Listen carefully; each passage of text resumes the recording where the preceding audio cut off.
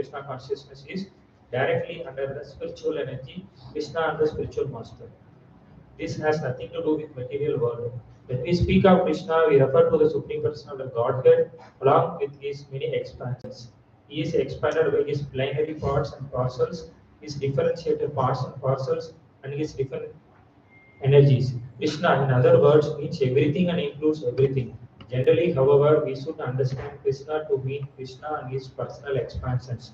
Krishna expands himself as Baladeva, Shankarshana, Vasudeva, Aniruddha, Pradyumna, Rama, Rishima, and Varaha, as well as many other incarnations and innumerable Krishna expansions. These are described in the Srimad Bhagavatam to be as numerous as the uncountable waves. So Krishna includes all such expansions as well as his pure devotees. In the Brahma Samhita, it is stated that Krishna's expansions are all complete in eternity, blissful and cognizance. Devotional service means to prosecute Krishna conscious activities which are favorable to the transcendental pleasures of the Supreme Lord Krishna, and any activities which are not favorable to the transcendental favor of the Lord cannot be accepted as devotional service. For example, great demons like Ravana, Kamsa, and Hiranyakasipu were always thinking of Krishna, but they were thinking of him as their enemy. This sort of thinking cannot be accepted as bhakti or Krishna consciousness. Hare Krishna. It's a very beautiful definition of bhakti. So before going further, let's revise a couple of points from the last session.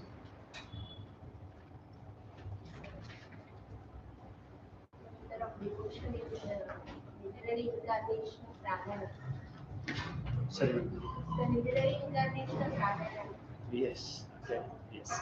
We heard that Matsya Avatara, Kurma Avatara, Varaha Avatara, and Krishna Avatara as a Grantha Avatara is Srimad Bhagavatam. And we say that yes, this is also mentioned by Acharyas that Bhakti Rasamrita Sindhu is the avatar of Radharani, because it talks about bhakti, pure bhakti. Srila Prabhupada asked, Bhakti Siddhanta Saraswati was asked by Srila Prabhupada so to read MOD during his sensation. Yes. Yes. Yes. This was given by Chaitanya Mahaprabhu when he was returning from Vrindavan at Raya at Dashashwamedha Ghat to Rupa Goswami. Yes. Yes. So this is a book for all of us. Prabhupada says again and again the purpose of this book. The purpose of this book. This is for the devotees who are presently engaged in Krishna conscious movement. This is for art of loving Krishna. Prabhupada talks about how this is for how we can really engage ourselves in the service of Krishna.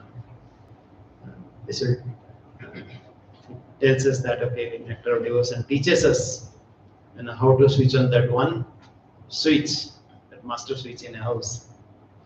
With that, the whole house will get enlightened. Similarly, what is that one thing that we should do in our life that will brighten our life? Very good.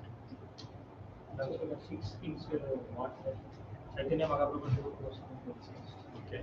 We discussed about how this Bhakti Rasamrita Sindhu is part of the Rupa Shiksha by Chaitanya Mahaprabhu, as mentioned. And there he speaks about the Sukha Bhakti. And yes, Rupa Goswami, he brings that and he really elaborates it further. Yes. By definition, they are called Rupanugas. Yes, we are called Rupanugas. So the MOD is a definition of Bhakti Rasamrita Sindhu. Bhakti is a devotion, Rasa means mellow, Amrita, nectar, and Sindhu. This is the nectar of devotional mellow. Yes. Six subject matters that are discussed in NOA: rarity of Shuddha Bhakti, process of cultivation of devotional service, sowing the seed and watering the seed, then guarding the creeper without weeds, And then fruit of Bhakti Lata, Shuddha Bhakti and Rasas, primary and secondary. Yes, we discussed that how Chaitanya Mahaprabhu said the 6 aspects to Rupa Goswami. And especially in, there is a book called Chaitanya Chandrodaya by Kavikarna Puri, right? Like the son of Shivananda Singh. He's really describing this pastime in detail, meeting of Rupa Goswami with Mahaprabhu. And it is mentioned that Rupa Goswami took 22 years to write this book. This is Bhakti Rasamrita Sindhu. And all our Gaudiya Shastras are based on this book. So this is the sum and substance and the foundation of all our Gaudiya Shastras. You speak of any book, they will refer to this book.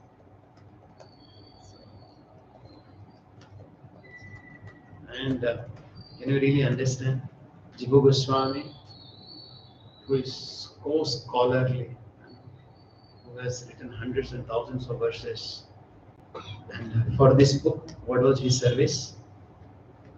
To sharpen the pen for Rupa Goswami and to prepare the pamphlets for Rupa Goswami. So this is how the sweat and blood and the emotions and everything has gone off our Goswamis to write this book, to prepare this book, to present this book. And of course, we are so fortunate, and Srila Prabhupada has really brought this book in a summary form, so that all of us can get benefited of it. Yes. Vichara kariya mane, bhakti rasa aswadane. Nirottam Thakur also sings that song. Anybody knows that? Dhanamara Nityananda. You have heard this song? No, you have not heard. Dhanamara Nityananda. That's a beautiful, beautiful version. In that song, like he sings that Bhakti Rasa Aswadane. That how all our acharyas, they have received this Bhakti Ras from Chaitanya Mahaprabhu, and they have tested it, and they are sharing it.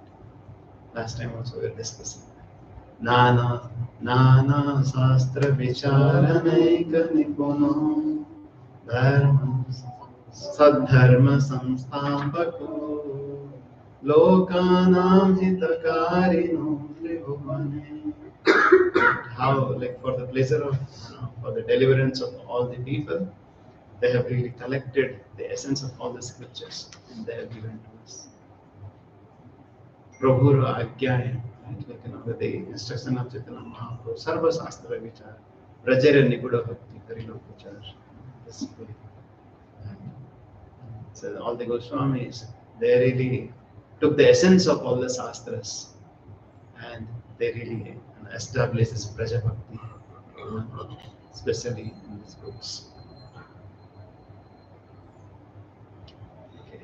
And which is even the summum and bonum of Srimad Bhagavatam. Okay. Any other points you remember?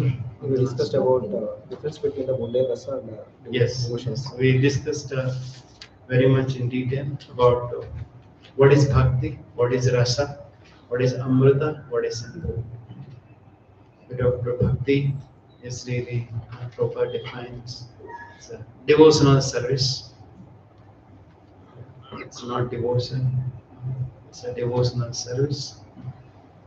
And like Prabhupada talks about that, how this watering the root of the tree, or this is the one switch that really enlightens everything. And just by performing this devotion service, how Yasmin Tushta, Jagat Tushta, everything, everybody will be satisfied. And then we talked about Rasa. Rasa, there are two rasas. We talked about Prabhupada talks about there is a mundane rasa and bhakti rasa. And what are the core characteristics of mundane rasa? Bhogatyaga and Satsang. And we went on to describe very much in detail what is this mundane rasa and how it is chapala and how it is flickering and how a person is never satisfied.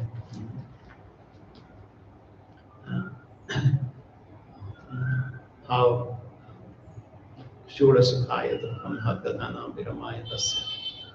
So just to get a chapala sukha, a person really works very hard. Viramaya Tasya. And then talks about also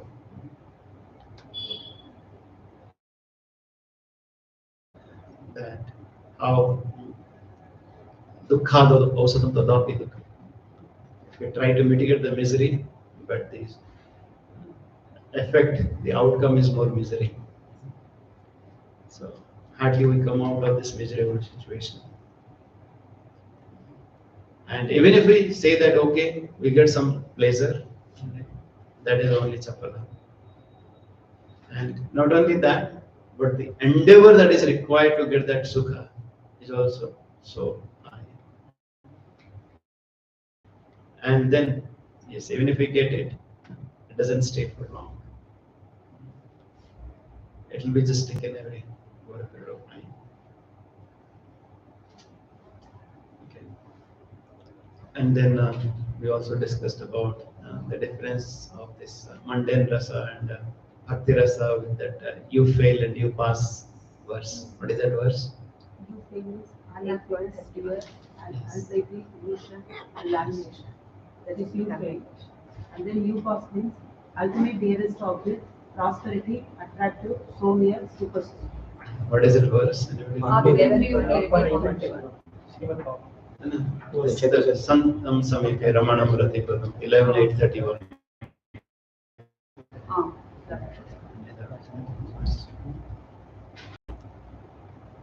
Okay. And yes.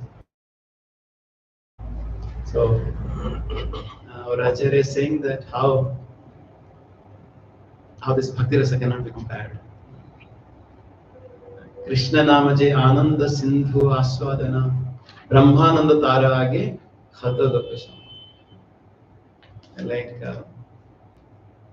as compared to the Bindu of the Bhakti Rasamrita Sindhu, we cannot compare even the Sindhu of Brahmananda. You get it? You cannot compare a Bindu of Bhakti Rasamrita Sindhu with a Sindhu of Brahmananda. Brahmananda, what is it?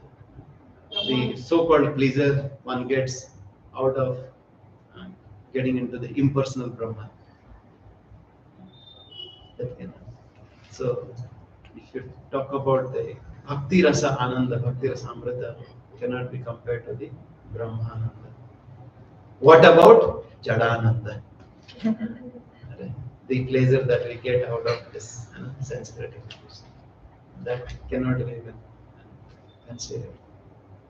So that's how, we discussed that how Prabhupada talks about comparing the from the known to the unknown. Yes, we are talking about Jadananda, another is this mundane rasa. But then people talk about this Brahmananda, getting into this impersonal Brahman, and then even that Brahmananda that people aspire for, right? That cannot be compared even to the Bindu of Bhakti Rasamrita Sindhu.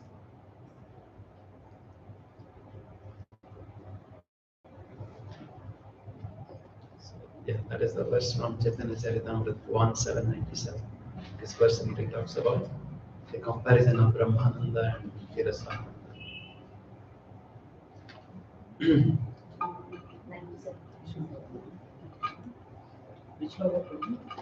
Chaitanya Charitamrita 1.797 describes this verse. Krishna नाम जे आनंद सिंधु आस्वादन ब्रह्मानंद तारा आगे खतो दोगसम. Khata doga means just a puddle of water. We cannot even compare this Brahmananda to the Bhakti Rasananda. Okay.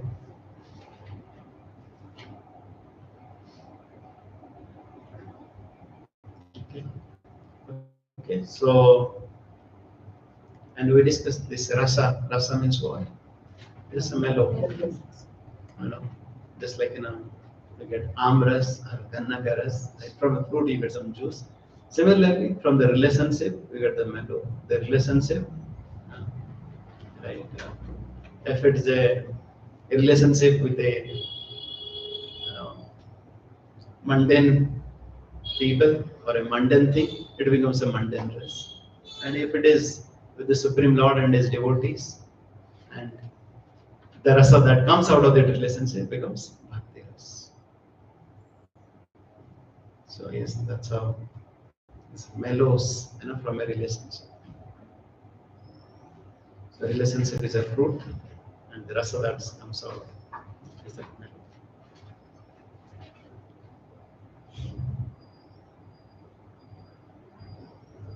Okay.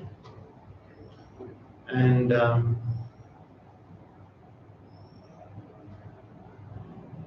Prabhupada also writes that how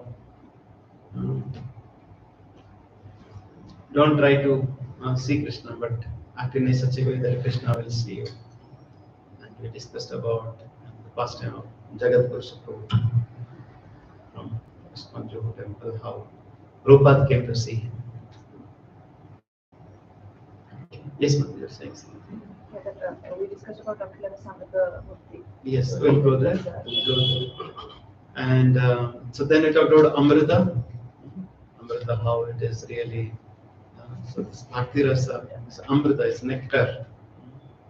And it is deathlessness. It doesn't end. And it gives that immortality. And it's a Sindhu. It's ocean. And yeah, this is what is there in the preface. And then we started on the introduction. And the introduction, we said that, okay, this consists of the Mangalacharan. And then the Mangalacharan,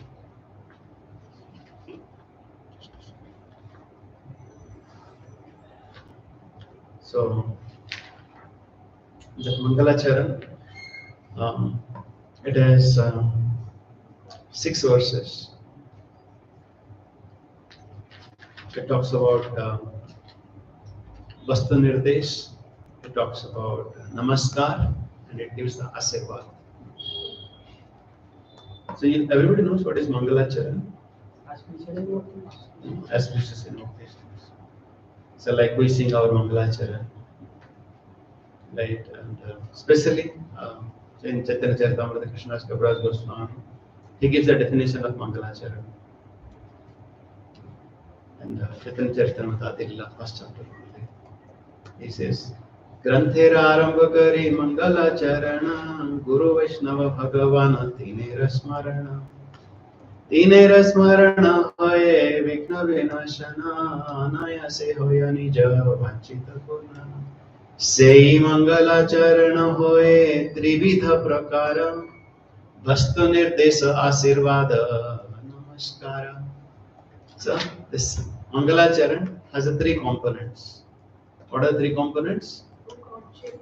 Vastu Nirdesh, the objective of the book, and then Asirvad, it offers benediction to the reader and to all the living entities. And the Mangalacharan offers Namaskar. Namaskar to Hari Guru Vaishnava.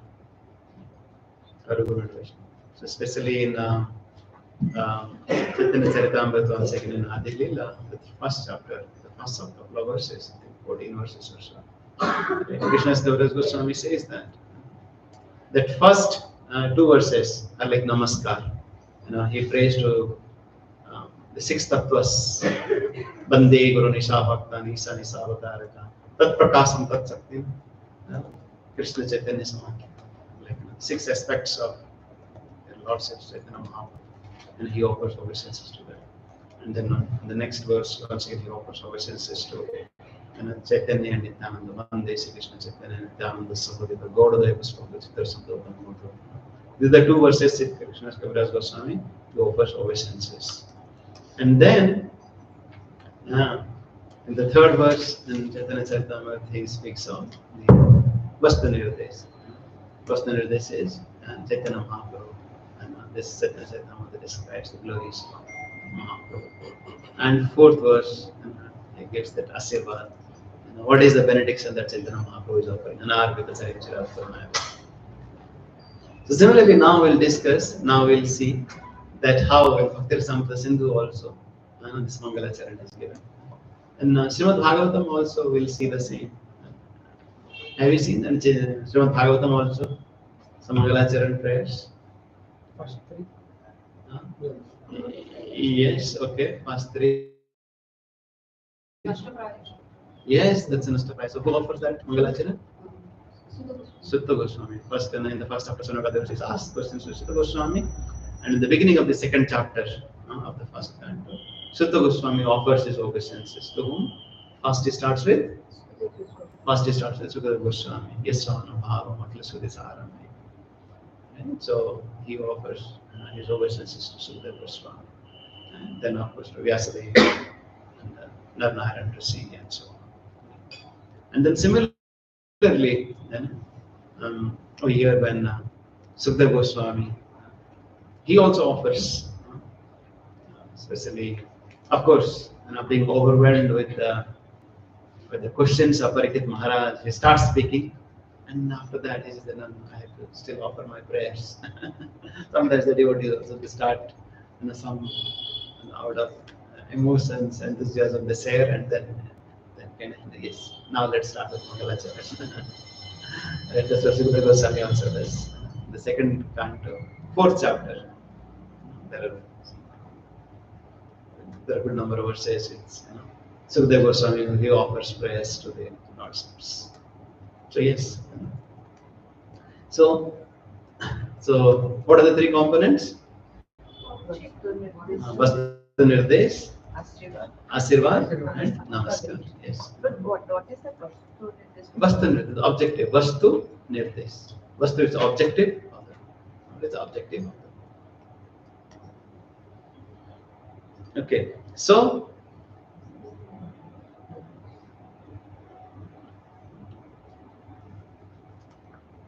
okay. So in this book, what will be the objective? Like how to teach us? Yes.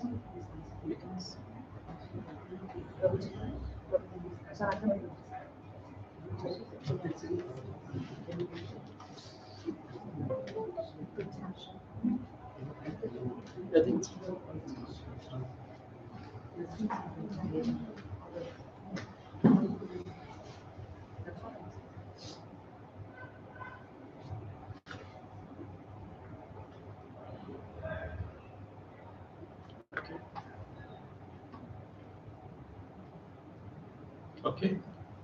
So the first 6 verse speaks about the Mangalacharan. This is from Bhakti This is Bhakti Rasamrita Sindhu. Of course, as we will see in the introduction is a Mangalacharana and Rupa Goswami, Bhakti Rasamrita Sindhu. So, like here, the first paragraph speaks of the first verse, 2nd paragraph of Prabhupada speaks of the 2nd verse, 3rd paragraph speaks of the 3rd verse. So, first verse is, this is what we discussed last time. This speaks about the Vastu Nirdesh, the objective of the book. What is the objective of the book? Yes, let's talk about Akhila Rasamrita Krishna. Who is Akhila Rasamrita Krishna? This book glorifies Krishna and Krishna Bhakti. And then, why Krishna is called Akhila Rasam Mrita Murti? He is a reservoir of all the rasa. He is a Rasarad, Rasa Vaishaha. And We discussed also that how he is the sum of one among all the 12 rasas, 5 plus 7, 5 primary rasa and 7 secondary rasas. That yes, this objective is Lord Krishna, with the Supreme Personality of Godhead, with the reservoir of all the rasas. So we can enjoy Krishna's loving service in so many ways. So and there are these 12 rasas are there. And which pastime which really brings us these 12 rasas in complete? Which verse we discussed in detail? Yes, when Krishna and Balram they are entering Mathura. And at that point of time, Lord really manifesting all the 12 rasas. Malla Nama Sari. Right, so that's a beautiful verse. Okay. Yeah, any questions so far?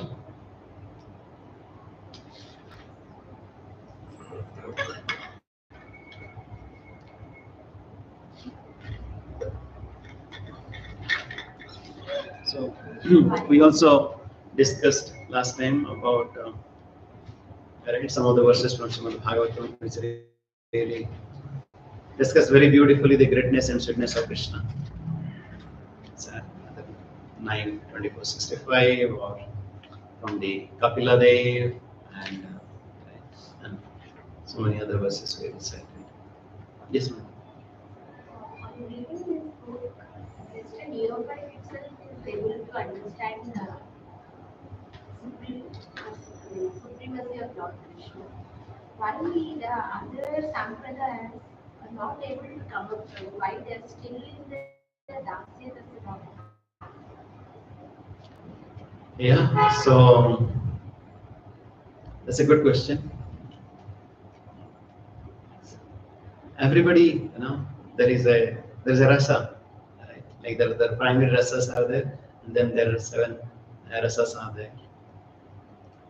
And yes, somebody is really happy with Santa rasa, somebody is happy with the Dasya rasa, like Lord Hanuman is happy with the Dasya rasa. Murari Gupta in Chaitanya Charitamrita is happy with the Dasya rasa. Actually, in all the rasas, especially on the primary rasas, or I would say specifically the 4 Dasya rasa, Sakhya rasa, Vatsalya rasa, Madhya rasa, all these rasas, one thing is common is Dasya. So on top of Dasya, there are some other elements included, but common is Dasya. And then Lord gives that the freedom. He respects the will of the devotees. That okay, you would really like to come to me in this way. Okay, I reciprocate you in this way. Somebody says that, oh, Lord is not there, and he gives also them the logic that Lord is not there. He creates a big wall in front of them because he's a rasam, he's a rasaraj. He's rasaraj, right? Like you see, even that's why Prabhupada says that even the so-called intelligence for the atheist to not believe in God is also given by the Lord only. So, and it's for us, if we have that strong faith that yes, Krishna is there and he reciprocates with us and he will reciprocate with us. But if we say that, oh, right, I don't believe Krishna, I don't want to do this service, I don't want to go for this program, we will also give enough reason, a number of reasons why should not go. Right? Yeah, he respects our free will. Sometimes, in a very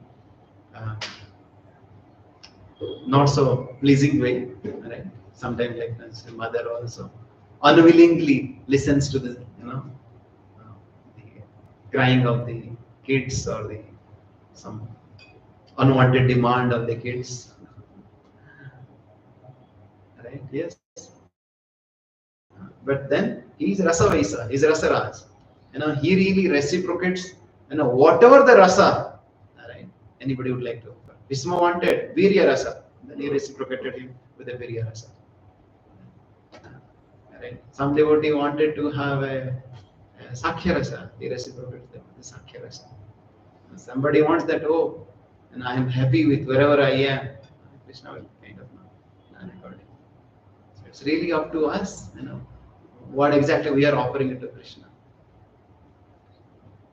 Makes sense? So we cannot change the environment rasa in them. You say that. So yes,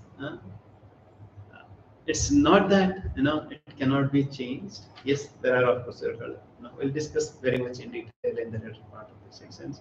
That is called sthai bhavas, sthai rasas. Yes, there are there, but that also remains dormant. That remains dormant, and with the proper uddipana, with the proper impetus, with the proper Vaidhi sadhana bhakti, they get really awakened. So yes, this process, as we'll be discussing now today in today's discussion, this bhakti, once we uh, follow this process under the instruction of a bona fide spiritual master, and the appropriate rasa gets manifested. But otherwise, it remains a dormant state, and with whatever sukruti one might have, right? He really, gets that, as a result, and he really kind of, approaches accordingly. But then, if a person is fortunate, if a person, when the good fortune arises, then a devotee intervenes in the life of that person, and he really receives this Bhakti Lata Vija, and then out of his strong desire, and then he waters it, and that Bhakti Lata really gets stronger and stronger, and then that Bhakti Rasa really gets awakened. Right? Yes. So this rasa can change Prabhu. So supposing a devotee is in Vatsalya rasa, then will it change to some other rasa? Can it change to Madhura rasa? Is it possible, right? Yeah, a devotee becomes satisfied. Right? Like as we said, like Nishdama is happy, with the Vatsalya rasa. Hanumanji is happy with the Dasya rasa. Once somebody really tests a rasa, he doesn't feel that I'm really lacking anything, or he doesn't have that scarcity mentality, or he doesn't have that comparative attitude. Oh, he's better, or I am better because I'm really having this Vatsalya rasa, and he's having Dasya rasa, so he's inferior. No. Chaitanya Radasmai, Chaitanya Radas, Chaitanya Radasmai, Dasya Das. And I'm just a servant. So that's what I'm in the mood of Aditya Acharya, though he was so senior. To Chaitanya Mahaprabhu. I guess I'm the servant. What is the So even if he had sometimes in the Vatsalya Bhava, like we know that how Chaitanya Mahaprabhu, like how Aditya Acharya and Sita Thakurani, they went, during the birth of Nimai Pandit. They were reciprocating with Nima in the childhood days, the Vatsalya Bhava. But then, as Nimai Pandit grew up as Chaitanya Mahaprabhu, and they really kind of still had that mood of Dasya. Dasya was really prominent. Like, what is the takeaway for us, Prabhuji? Like, it will strengthen our philosophies that we have studied, like, we have learned so far little, or it will manifest that which rasa are we in. Like, after reading So, those 19 chapters, it is mentioned that, like after reading Bhakti Rasamrita Sindhu, right, if somebody has a little bit of doubt in the process of philosophy of this bhakti, then all the doubts would get eradicated. It will strengthen our faith on bhakti. It will not only strengthen our faith in the bhakti, it will teach us how to practice the process of bhakti and appropriately to attain that love of God and Krishna. That's why Prabhupada says this is the art of loving Krishna. This book is all about art of loving Krishna. So, and yes. So, from this first verse, this Vasta Nirdesh, Prabhupada Goswami talks about that how this the objective this book is Krishna, who is really offering all the rasas. And now it's up to us what kind of rasas that we want to offer it to Krishna, and he will reciprocate accordingly. In the next verse, Rupa Goswami prays to Lord Chaitanya.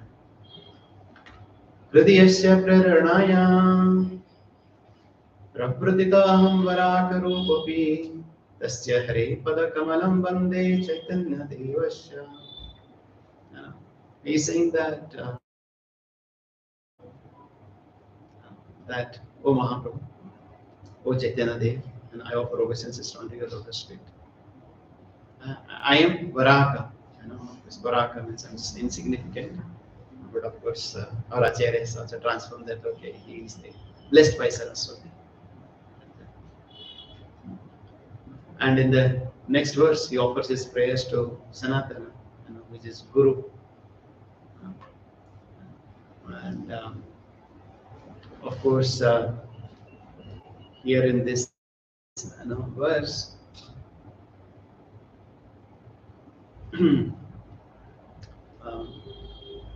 the second verse, like he prays to Chaitanya Mahaprabhu, and in the third verse, he prays to the Guru. In the Guru, Rupa Goswami prays to Sanatana Goswami, and here in the second verse, second paragraph, Srila Prabhupada prays to Bhakti Sastri.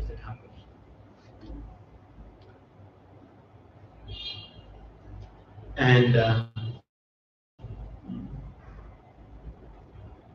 yeah, sometimes the devotees have this doubt that we are called Rupanugas.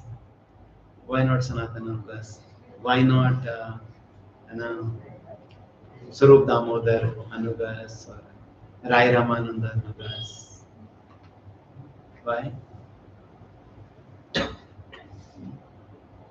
Goswami explains about Abhideva.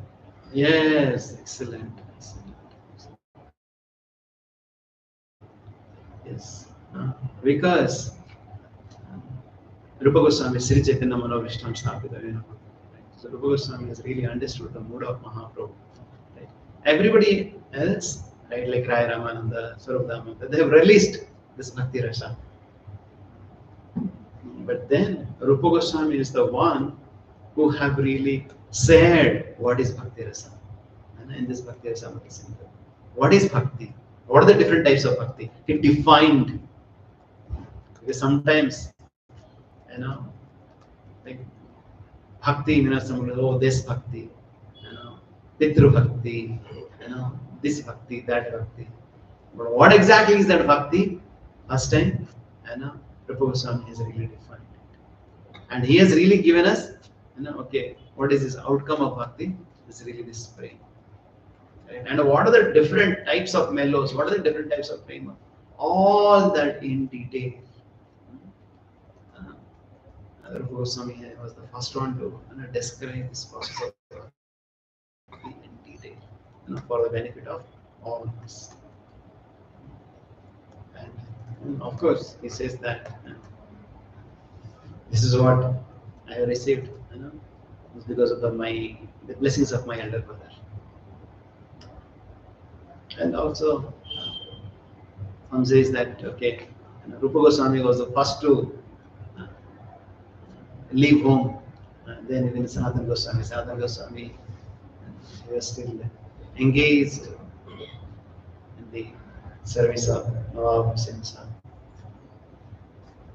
And first Rupa Goswami and with his younger brother Anupam, they met Mahaprabhu. He really received first, this jnana. So in that way, right, Rupa Goswami is stronger, but at the same time, Rupa Goswami, he really always respects Sanatana Goswami, and he accepted Sanatana Goswami as his spiritual master. And we see that how Prabhupada also, he becomes always indebted to Bhaktisiddhanta Saraswati Thakur.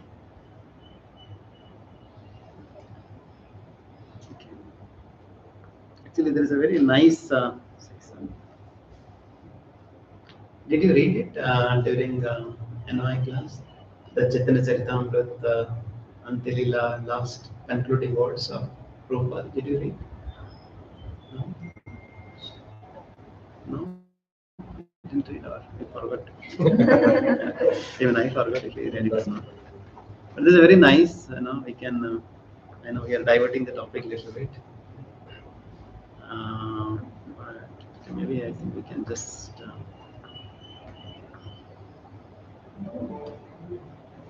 We can just read a little bit just for the pleasure of. Because how Srila Prabhupada always feels that indebted to Bhakti Siddhanta Saraswati Thakur.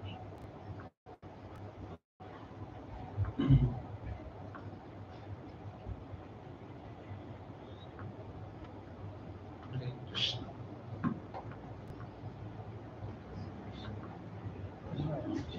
Let me see.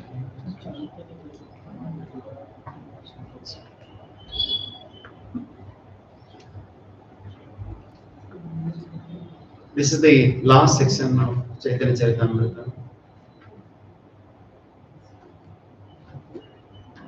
The last page that Srila Prabhupada has written.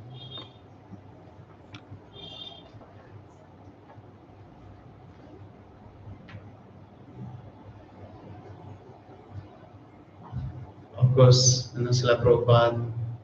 Okay, maybe somebody can read it. It's very beautiful one.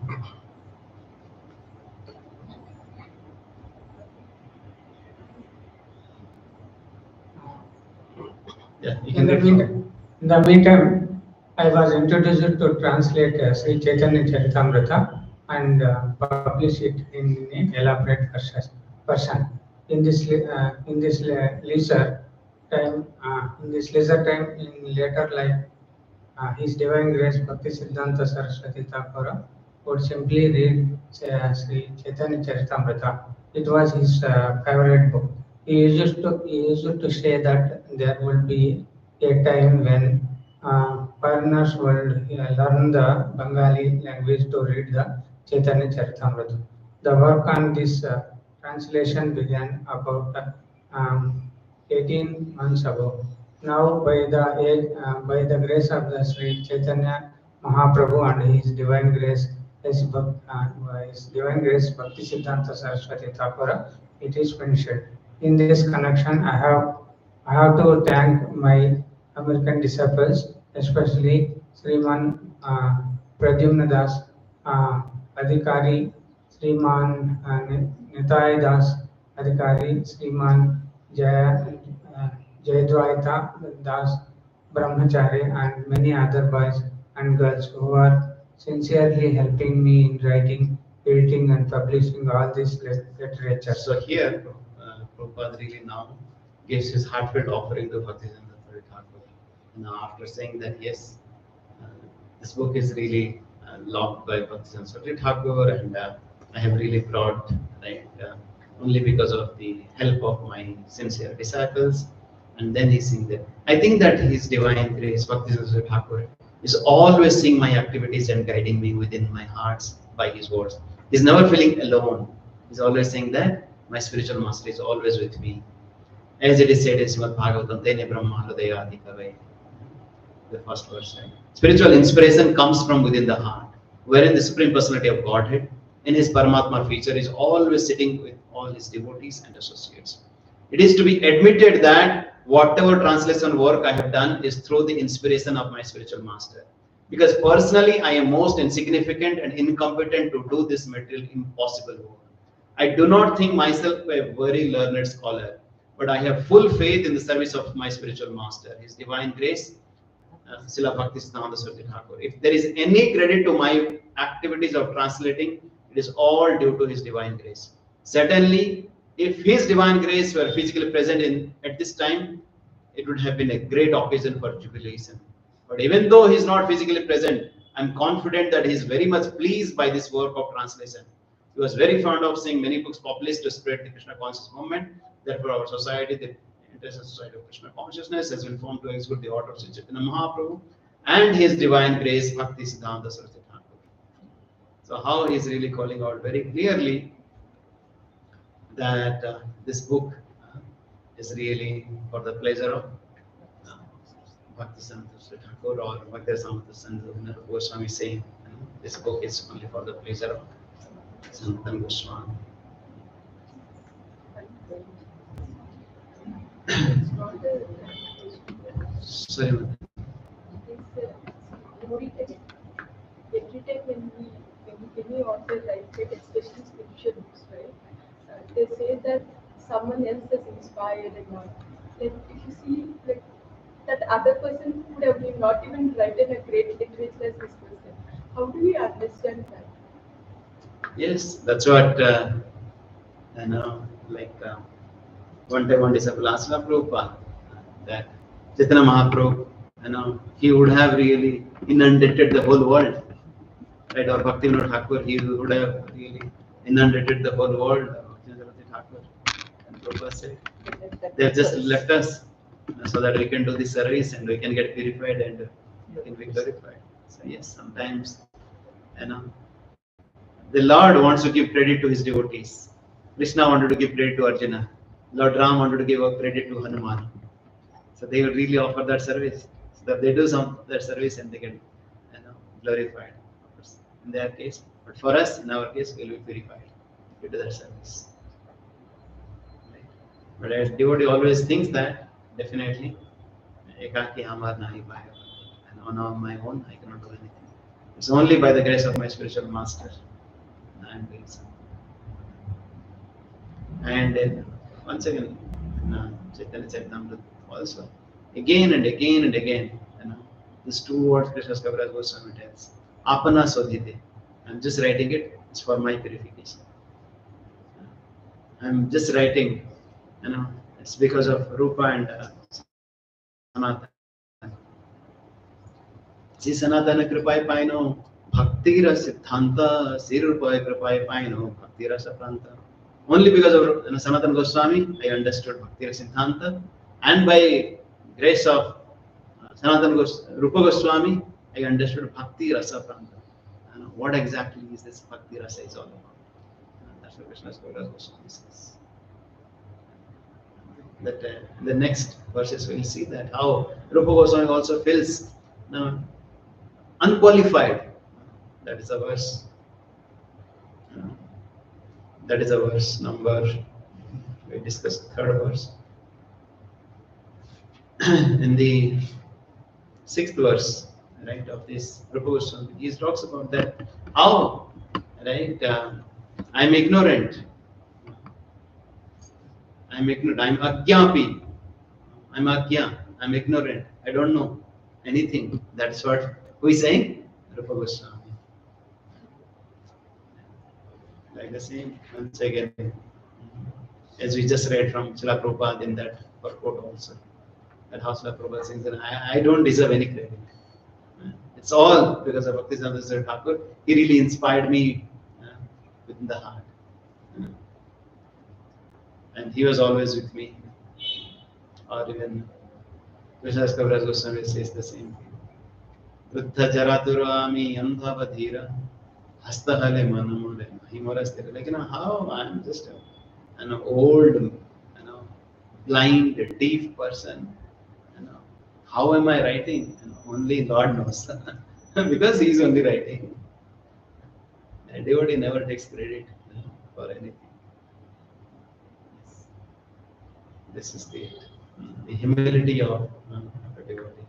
Because he truly believes that I don't deserve anything.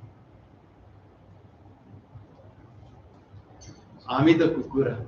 I am the dog. Because there's one more thing that we should always remember. That and devotee never feels that I am the controller or I am the enjoyer or I am the proprietor.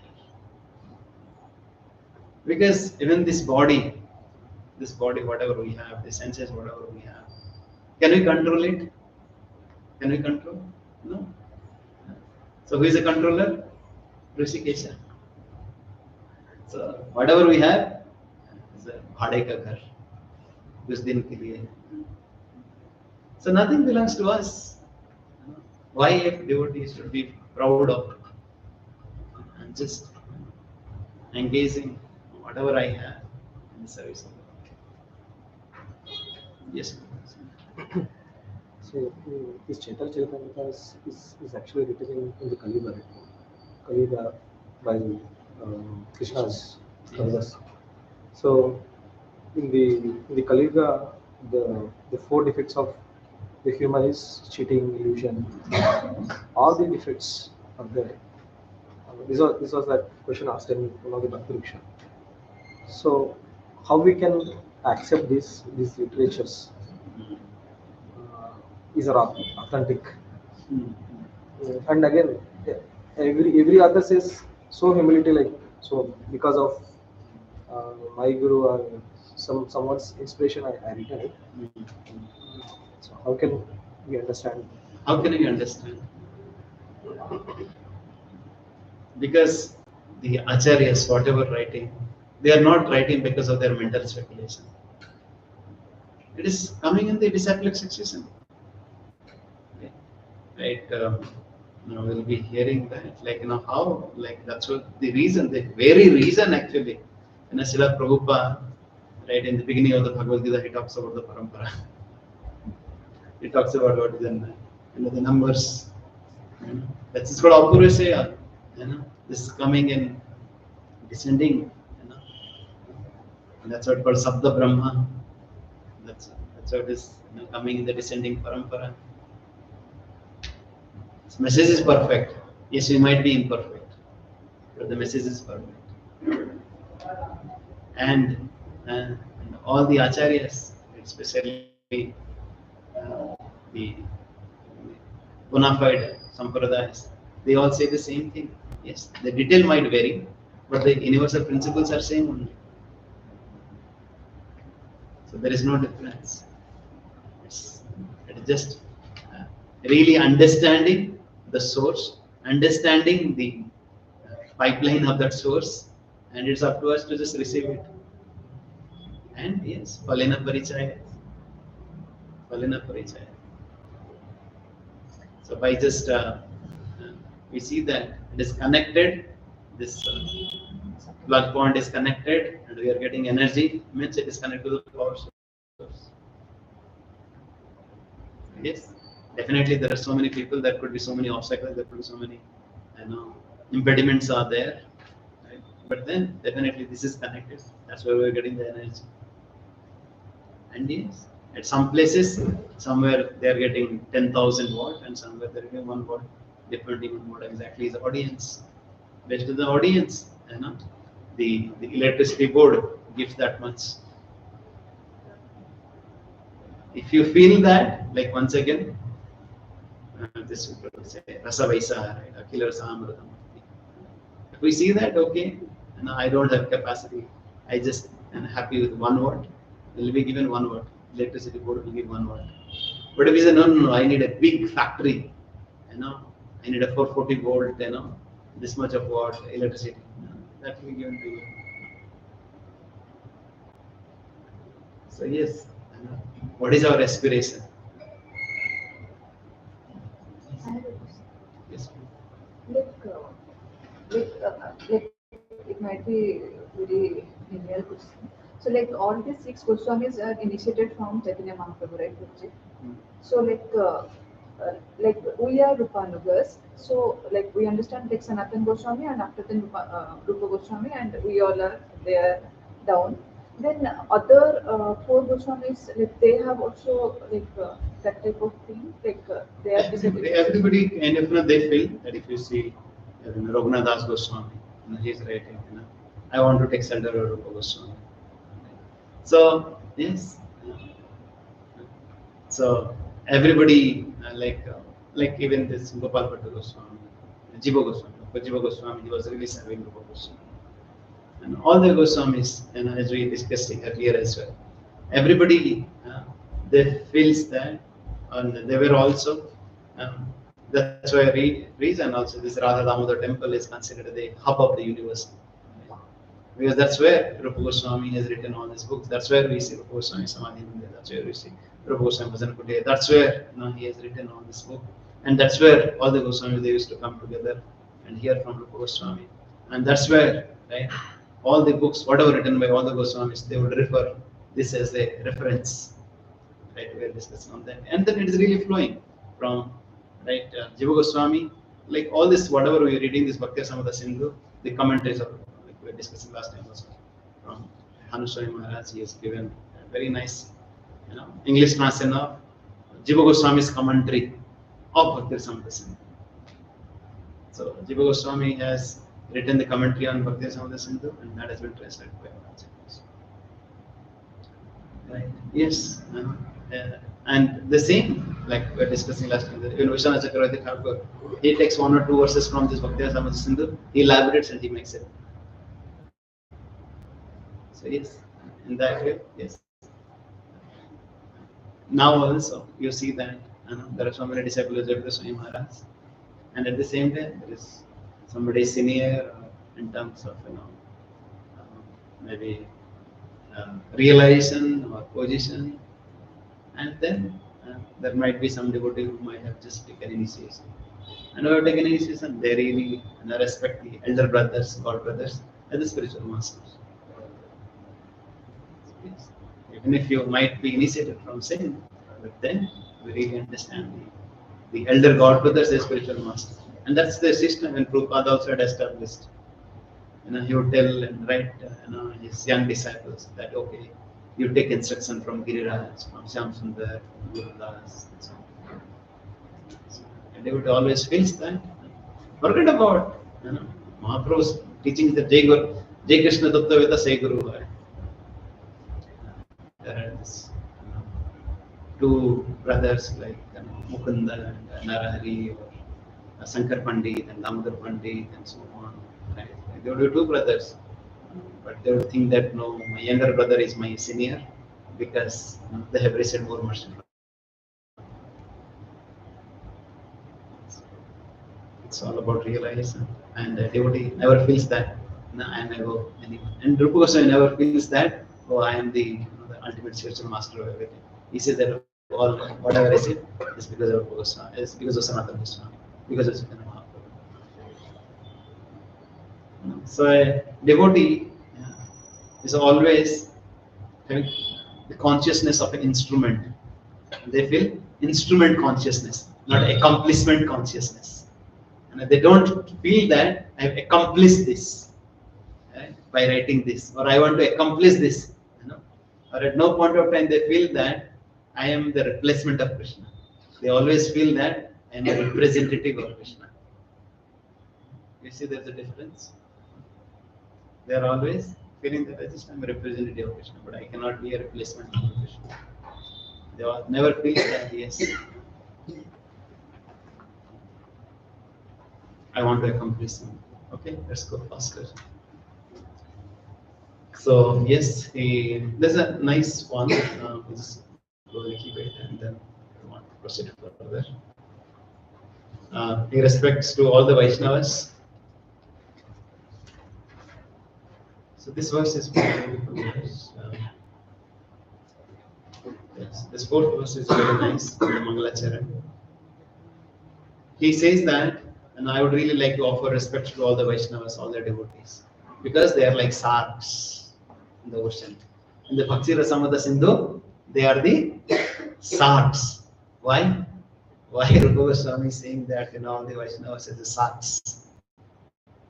Here actually don't worry about the rivers. Yes, the sharks, they don't go to the rivers. And what is the rivers? Rivers are this other path. Yes, other paths. Correct. Very good. What else? Finally, anyway, river will come and merge with. Yes, very good. It's very good. What else? Jnana karma, different paths. Different paths. Yes, we discussed. What else?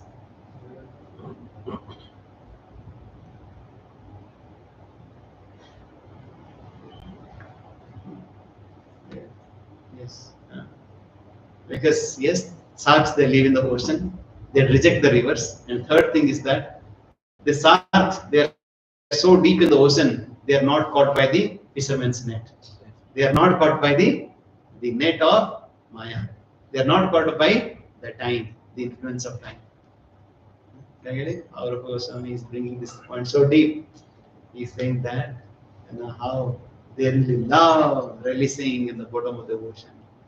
So that's why even Maharaj, he says that once you go to the ocean, some people, they just happy just being in the bank of the ocean. Some people, they just go and touch the water and they come back. Some people, they go and surf in the ocean, surf in the ocean, right? And some people, they go a little bit deep and to catch some fish. But there are very few people who really go into the bottom of the ocean and they get the pearls. So that's why, in our Bhakti Rasa also, when we, study, even books also, Srila Prabhupada's books, some people, they just keep it as it is. Ocean, you are there, I am on the bank, thank you very much. You are in my cupboard and I'm very happy about it. There are some devotees, okay, they just go and dutifully just read, okay, I'll read on some festival only. There are some devotees that, okay, I'll just read, okay, one sloka a day. But there are devotees who really read and get absorbed and they really go deeper and deeper into the bottom of the ocean. What is the meaning of the bottom of the ocean? They are there with this scuba divers. They really go deep and deep and deep to find the pearls. That's what last time we were discussing that. That same verse, but once we read in the association of the devotees, right, we get the pearls. We get the nuggets of the wisdom. Because once you want to go to the deep of the ocean, you cannot go on your own. You don't know. You will get drowned. Right? We have to go with a trainer.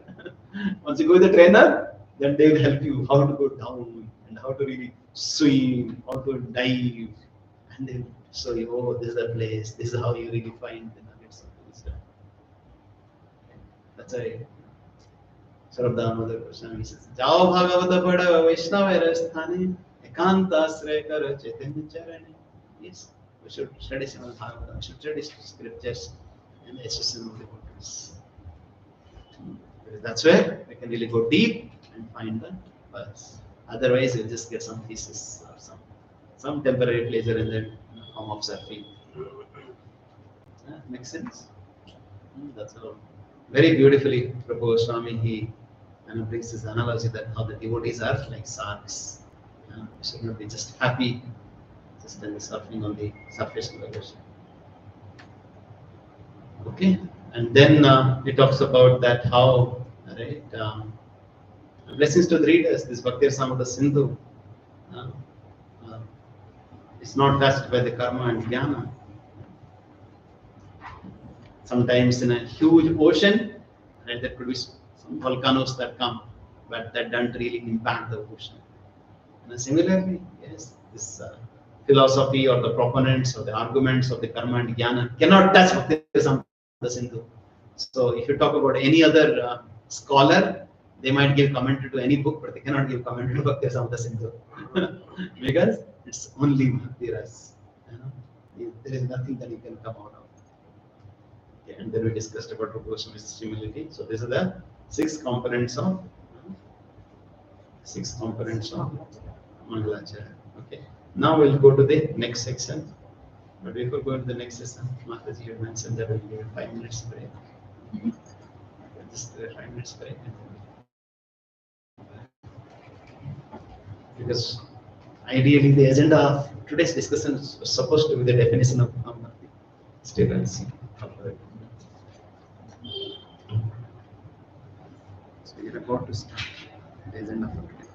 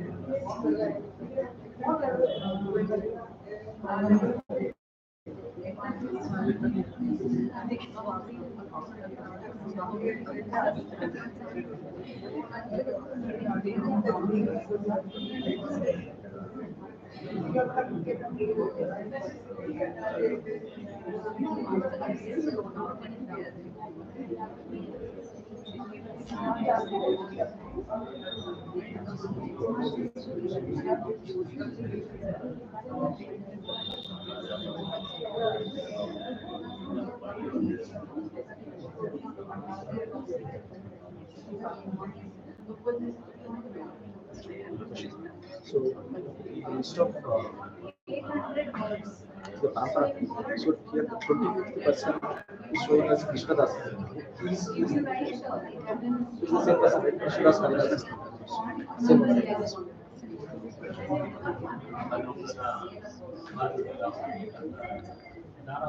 Because from Raghunath Das Goswami,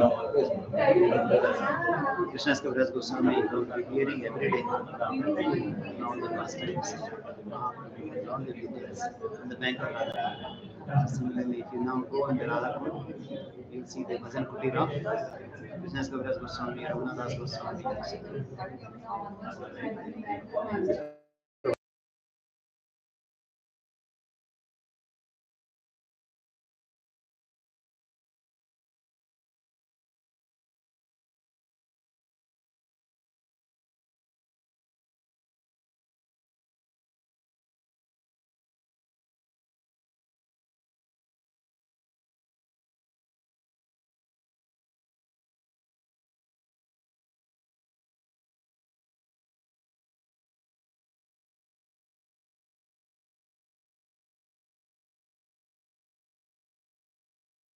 Murari Gupta, or the notebook of Suru Damodar Goswami.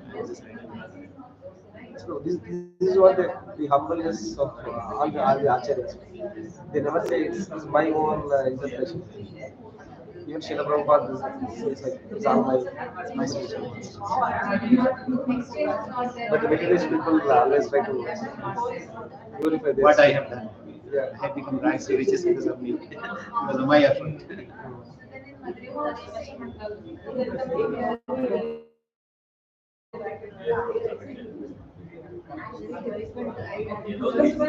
That's what realized reality. That's what leads the self-realized. Understand how I am insignificant. Krishna is everything. And they really realized this one thing. I was insignificant. I am insignificant. I will remain insignificant. But this consciousness won't be there. So when we are so much of entangled with these material things, totally we bewildered actually, I will forget about it. This is what we want to discuss today. Like whenever we have that aspiration, achieve that, God takes care of it. So what is the desire matters? Yeah, the Strong desire. strong desire, the Abhilasa. And the Abhilasha. Abhilasa of pleasing Guru and Krishna. That is there. And then aspiration.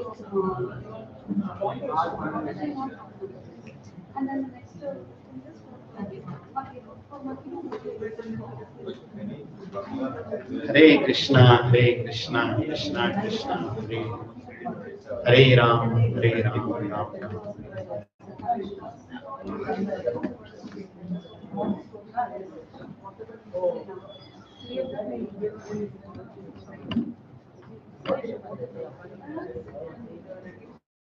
Okay, so now we are entering this very beautiful verse, and I would request everybody to please remember this verse because this is a part of your once again, not only for Bhakti Sastri, but this is called Paribhasa Sutra of Bhakti Rasamrita Sindhu. This is the verse through which this entire Bhakti Rasamrita Sindhu is really connected. This is connected. 1.7. This is 1.1.11. So the other couple of verses which really talks about the different parts of Bhakti Rasamrita Sindhu. So just quickly went through it. Previous slide. So previous slide. Okay. अन्याभिलाषिता शून्यं ज्ञानकर्मादि अनावृतम् अनुकूल्येन कृष्णानुशीलनम् भक्तिरुत्तमा. This was there in the LOI paper, right? Yes. We all felt this. Somebody can read the translation. When first class devotional service develops, one must be devoid of all material desires, knowledge obtained by the monistic philosophy, and fruitive actions. The devotee must constantly serve Krishna favorably as Krishna desires. So here, Jiva Goswami once again elaborates very much in detail this verse. He says that in this verse, it really talks about two components. One is called Swarupa Lakshana, another is called Tatastha Lakshana. Swarupa Lakshana means essential characteristics, and Tatastha means the marginal characteristics. And Swarupa Lakshana means it talks about Anukulyena Krishna Anusilana. This is the Swarupa Lakshana. And Tatastha Lakshana means Anyabhilasita Sunyam Jnana Karmadi Anahapta. Okay, so we'll go in detail with respect to each of the words. So, just at a high level, Swarupa Lakshana talks about what is bhakti. If these three components are there, then we call it as bhakti. But then, once we have this Anyabhilasita Sunyam and Jnana Karma Dhyanapratam, then it becomes pure bhakti. So, this is the best definition that we can get for bhakti or uttama. Just like we say, milk means pure milk. We don't say contaminated milk, diluted milk. So similarly, bhakti means uttama bhakti. Right? And the definition of uttama bhakti is given in this verse. Okay, so first, we'll go word by word. First, we'll talk about Silanam. Silanam. Silanam. What is the meaning of Silanam? Where that is there, Guru? About actually, this verses. Anusilana. Honestly. Right. So we'll take Silanam, then we'll go Anusilanam, then we'll talk about Krishna Anusilana, then we'll go Anusilana. So first we are talking about Silana. So what is the meaning of Silana? Sila. Road regulations. Sorry. Road regulations. Rule regulation. Okay. Okay. What else? Favor. Okay. Okay. What else? Different paths or way. Different paths or ways. Okay. Serving. Serving. Okay. Okay. Okay. Any other thoughts? Following Krishna's words.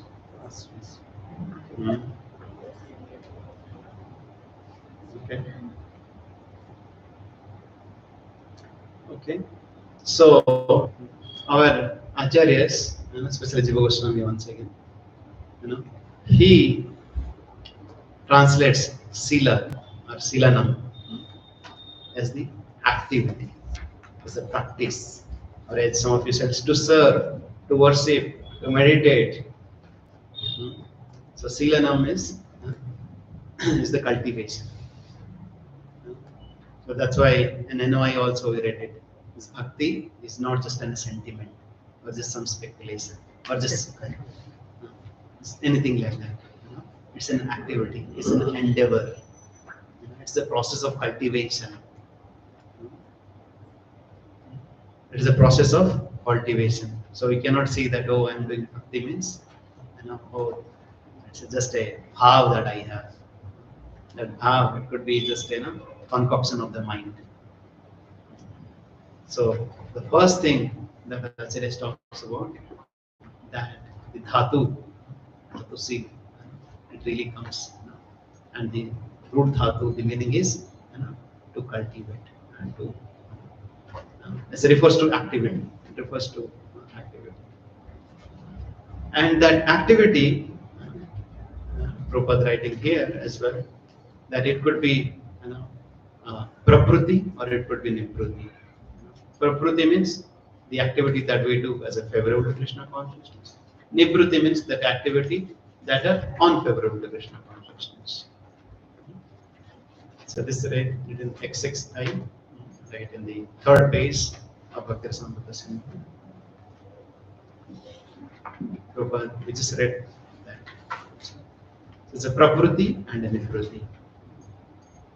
And this prakriti and nibruti, it's done with our body, mind and words, BMW. So all of us are BMW. Right? And with that BMW, we can use it or we can abuse it. We can use it with, with prakriti, or we can misuse it, we can abuse it with our nibruti. And is it clear so far? And then this silanam has also two aspects. That once again, Vishwanath Chakravarti Thakur also talks about it.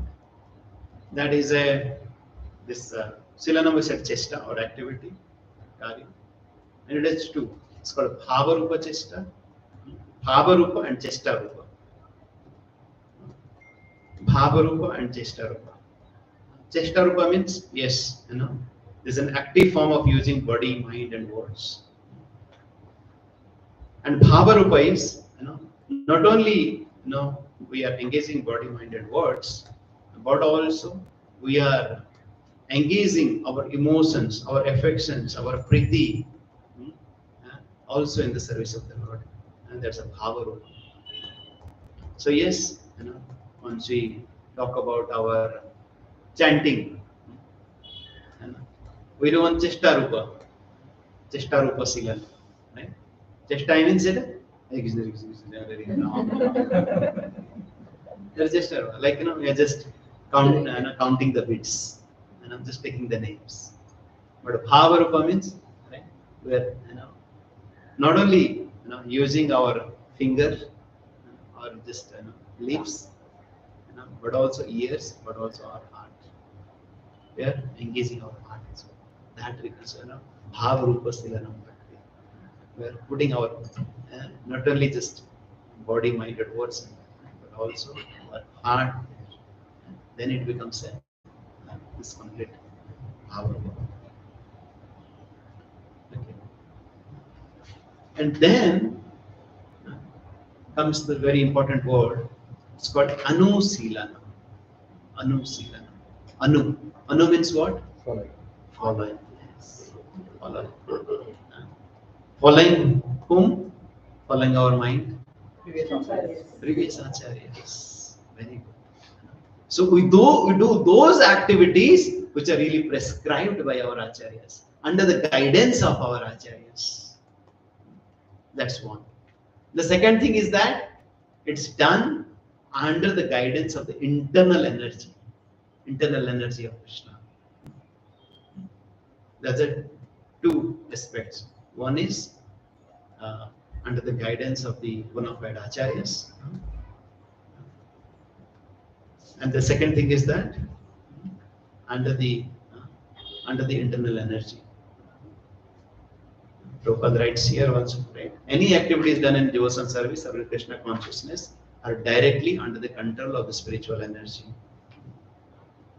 You're right. See in the 12th page, right? XXII, the last but one paragraph, Prabhupada writes that yes,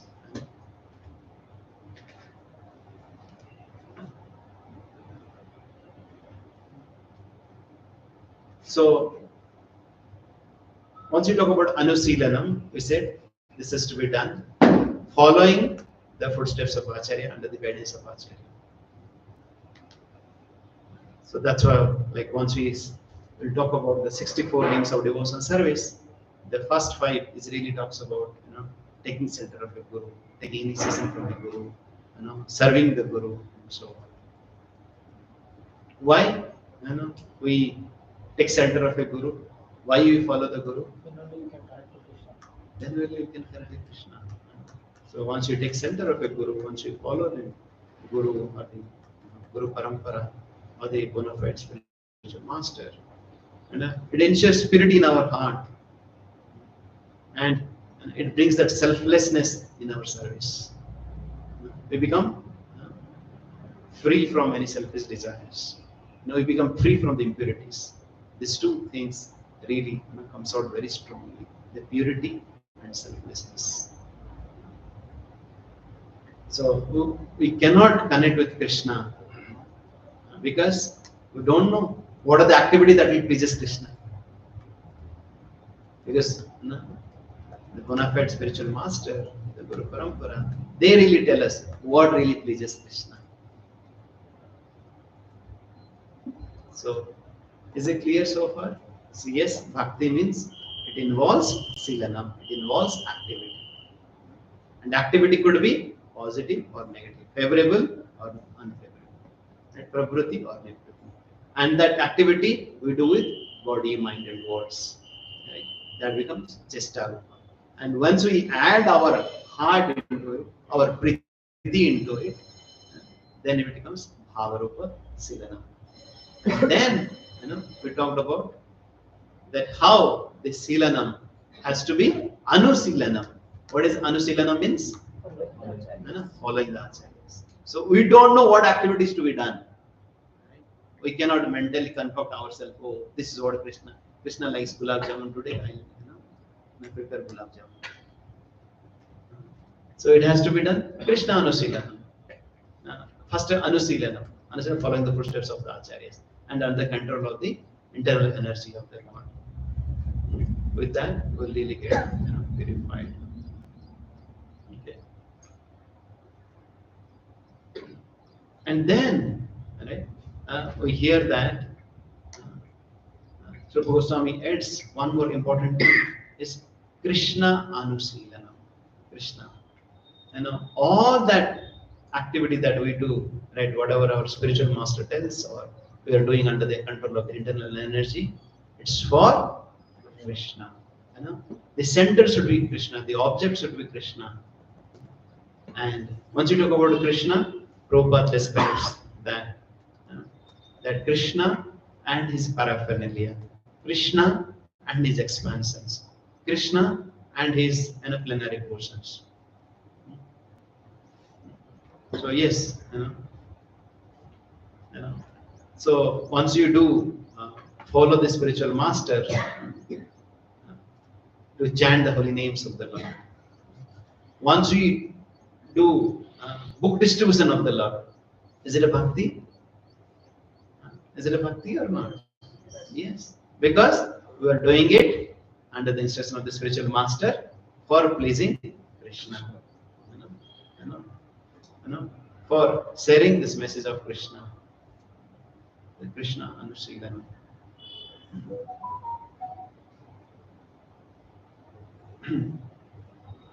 So next, we talked about that this activity that we are doing, it has to be anukulyana.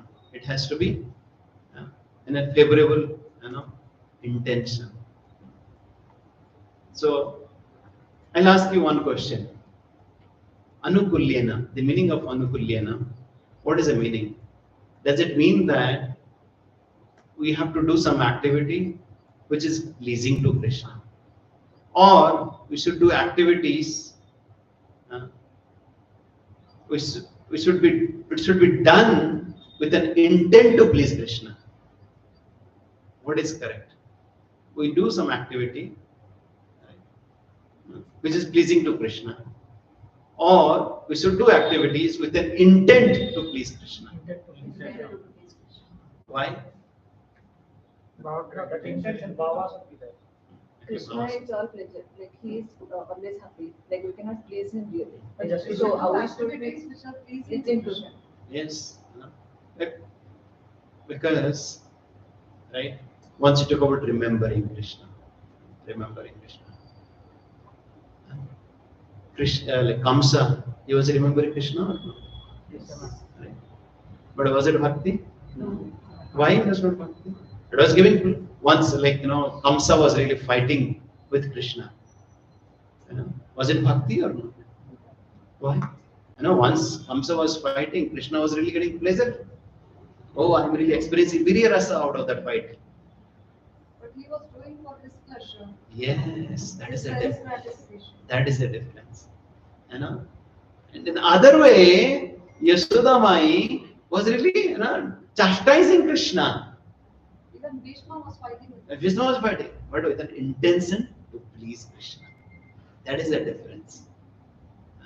So Anukulyana means it's not just pleasing Krishna, with an intent to please Krishna. What is the motivation? Right? The same. Right? Like we do some seva in a Bhakti Vriksha or in the Sunday feast. Right? If the intent is to really please Krishna, then it is a bhakti. But if there is any other reason beyond it, either it could be to please me, to please my ego, or to do something else, then it is not bhakti. But Prabhuji, here we are telling like Anushilana, like we are under Guru's guidance, right? Like before going to Anushilana. So like it has to be activities which is pleasing Krishna, right? So like what was the significance of that Anushilana there again? Yes. Like sometimes, right? Like there could be sometimes the acharyas they really double emphasize it, so that like especially Jiva Goswami, he gives this example also. Right? It's a very good question. Like when the warrior, right, like he's going to the war, it means that yes, he's taking the weapons also. So it cannot say that the warrior is going alone, right? So he's taking the weapons also, but at the same time, right, we need to ensure that we carry the right weapons, we carry the right mood to fight there, right? With the right mood to really please the king and defeat the opposite army. You have to really be very clear that yes, so yes, in some cases, right, Guru, right, sometimes says that oh, it is worship me because I will take you to Krishna, or I am really the sum and bonum of everything. So because in some cases, right, in Gujarat, in some places, this worship Guru as a Krishna only, Guru as a Narayana only, right? That's not correct. Because the Guru mood is he will take the follower to Krishna. So Anusilanam has to be Krishna Anusilanam. So he has to do this activity under the guidance of spiritual master, keeping Krishna in the center. Keeping Krishna in the center. We are not just a follower of just a guru. That's why Prabhupada keeps Krishna consciousness. He didn't keep the Prabhupada consciousness. Yes, definitely. Right? We believe that we cannot approach Krishna without taking center Prabhupada. We don't follow the instruction of Prabhupada. But at the same time, right? He says that yes, the duty of the guru is to really connect jiva to Krishna. Connect the jiva to Krishna. So that's why we should always put Krishna in the center. What is the Krishna? Like why? Once you talk about Anusilana, Right? So Guru naturally takes it to Krishna. Why there's a Krishna also is there? Krishna Anusilana. Why there is Krishna Anusilana? Because the Anusilanam has to, the activities should be under the instruction, under the guidance of the spiritual master, keeping Krishna in the center. That's I have one doubt regarding these activities that is pleasing to Krishna and intent to please Krishna is there. So if there is an intention, then there is expectation also. No? So without expectation, it is service. That we'll discuss next. That will come in the next. Okay, that Because you were telling intent to please Krishna is the right move. yes, that will come next. That expectation will come in the next line. Okay. So as of now, just let's limit with an intent, with a desire to please Krishna. Okay. Any questions? Okay, so it's not be incidentally pleasing Krishna, it should be intentionally pleasing Krishna. So if you do some activity, right? Yes, incidentally Lord is pleased. But once we talk about Krishna Anusilanam, it means yes, we should be done, with an intent, with a conscious intent to please Krishna. Yes. So, Prabhu, there are 4 types of devotees was explained. Yes. So one devotee, before the Guru gives order, he'll start working on the activities. And the second one is, so based on the instructions of a Guru, he'll start working on it. Third one is, he has some desire, and he'll go to the Guru with that desire. So can I do that? Yes. And fourth one is, he never even the instructions given, he not know. So here the Anukulena Krishna Sevanam. So Yes. the top 3 they are Yes. on the Yes. Krishna Sevanam, but Anukulena Yes. is the third category, like who has a desire, like to please his senses. Actually, he has some inclination. Yes, so we'll be discussing a little bit. Like let's discuss this Uttama Bhakti, and like we'll be spending 3 definitions of Bhakti. Right? This is the Uttama Bhakti that's given by Rupa Goswami. Then we will also talk about little bit about the mixed devotional service and mixed Bhakti.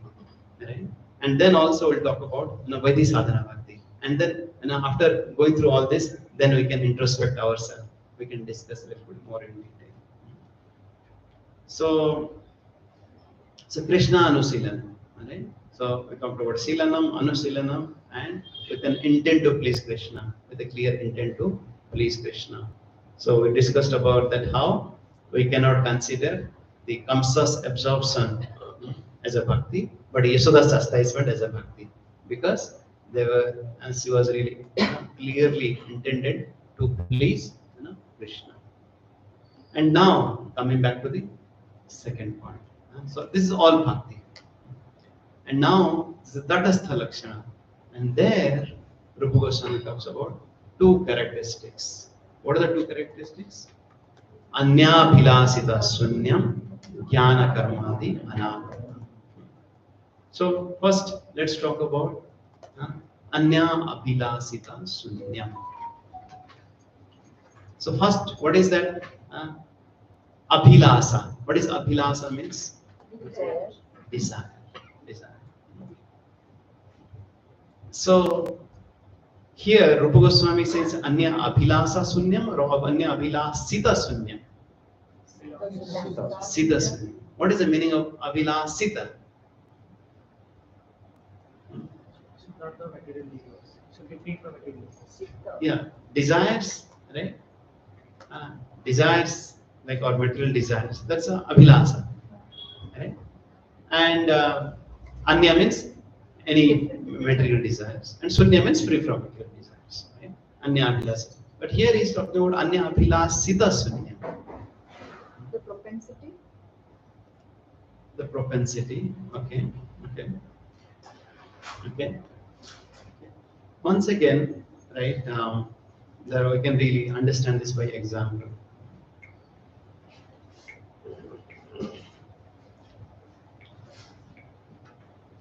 Let's say when Gajendra was really praying, "Oh Lord, please help me." Is it really Uttama Bhakti or not Uttama Bhakti? discuss your prayer. Huh? Discuss. Yes, he was So in remove from the Krishna's we are praying, it is Yeah. not Uttama. Okay. Like he has certain desires, spirit. Like Okay. It's a Uttama because he is not asking any other demigods. Yes. Yes. Yes. Or when Draupadi prayed to Krishna, you know, I'm in this Asasava and I need your help. Was it Uttama Bhakti or not? Playing in art situation, art Sankar. Yes. Okay. So that's four types of Yes. art. it is Uttama Bhakti because full surrender person. Yes. He left the sari and he completely surrendered to Krishna. Yes. Yes. Yes. Yes. Yes. Yes. So uh, there are right once again different devotees have a different mood. But yes, Anya Abhilasita Sunya means yes, free from any material desire. But then, like once you talk about either Draupadi or Gajendra, they don't have a uh, a desire that okay to live longer. They are kind of saying that oh Lord, this is a boat for us, right, to take us to the spiritual world, and so please ensure that the boat is safe so that it may help us in crossing the ocean. So in a dangerous situation, if there is no other way, that we really pray to the Lord, that oh Lord, please take care of this body so that this can be really engaged nicely in your service. Yes, that is also Uttama Bhakti. Now, of course, uh, there are some devotees like Queen Kunti. She is saying that Vipada Santata Sasso Tatra Tatra Jagat Guru. Oh Lord, let these calamities come again and again because I am so fallen that otherwise I don't call you. But if there is a problem, then at least I call you at that point of time. Bhavatam Yadarsana Apunar Bhavadarshana.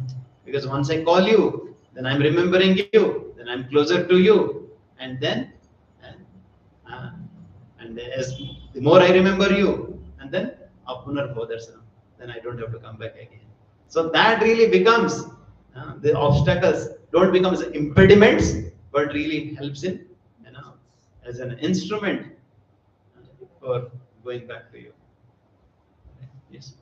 So over here, three devotees, Gajendra and Draupadi. So there is another devotee, Prahlad Maharaj.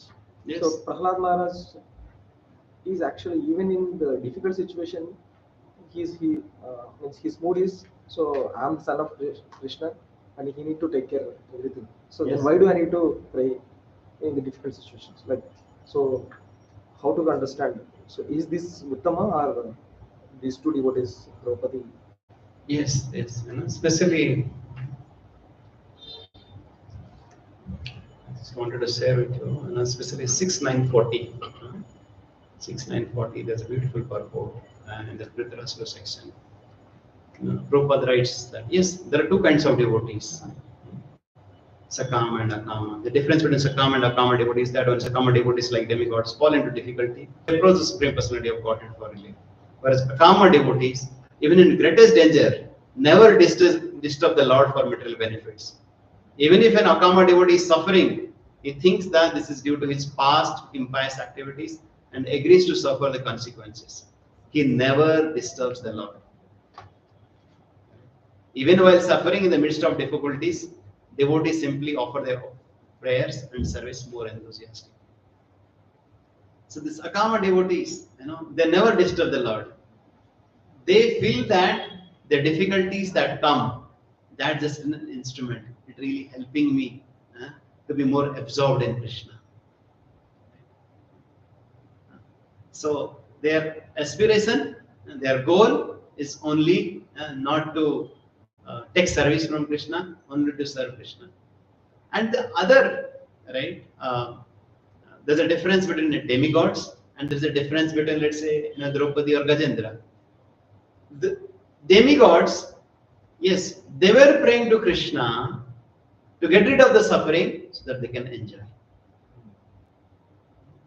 But then, once we talk about Gajendra and Draupadi, they were praying to Krishna not to get rid of this misery, not to enjoy, so they were to serve. Is it clear? So, yes. So, Sakama devotee he goes for that, Akam, the other one, Akam, he doesn't go for it. Yes. But Krishna, he understands the devotee's mood. He Yes. knows it. Yes, yes. He knows what is best for us. You know, there's a nice prayer, by Prithu Maharaj. It's in 420, 4th canto, 20th chapter, I think maybe 31st verse. He says that, "Oh Lord, why should I really ask, for you anything? I'm just like a small child, and you are like my father. You know what is good for me, and you do that." So yes, a devotee and always goes to Krishna, right? And that's the ideal prayer. Or when Narsimhadev he appeared in front of Prahlad Maharaj and asked, "Okay, please tell me what you need." Varam Stamvardarsava. And Prahlad Maharaj said, "Oh Lord, I was not doing this all this seva, this bhakti for any transaction for business. I'm just doing only for your pleasure. I don't need anything. Forget about anything. Even if you think, I would request you that even a trace of the if the desire would be there in our heart, please take me." That was the mood of Prahlad Maharaj. So yes, devotee, always feels that I don't need anything from the Lord. At the same time, if you are not at the Prahlad level, Prithu Maharaj level, or the level of Kunti, who kind of feels those, that whatever happens, we are there only to serve Krishna. We are not at that level, and if we are suffering, then, instead of just being depressed, being isolated, or sometimes taking shelter of devatas, or sometimes taking shelter of something else, please approach Krishna. That's what our Acharya is saying. That is, and if you take shelter of Krishna in a helpless situation, in that condition, that's also Uttama. That is also Uttama. That's the definition of Jiva Goswami. He's saying that, yes, you didn't want to enjoy, and your not really motive is to just be free from the danger, but just just in that accidental urgent situation that you are there and you need some support from the Lord, ask from it. Where else you will go apart from the Lord? Yes. So it is not part of your integral nature, right? Right, just to be safe. But because of in that unforeseen accidental situation, you need some help. Please cry out for the Lord's help. Yes. Why you are telling this is as per Jiva Goswami?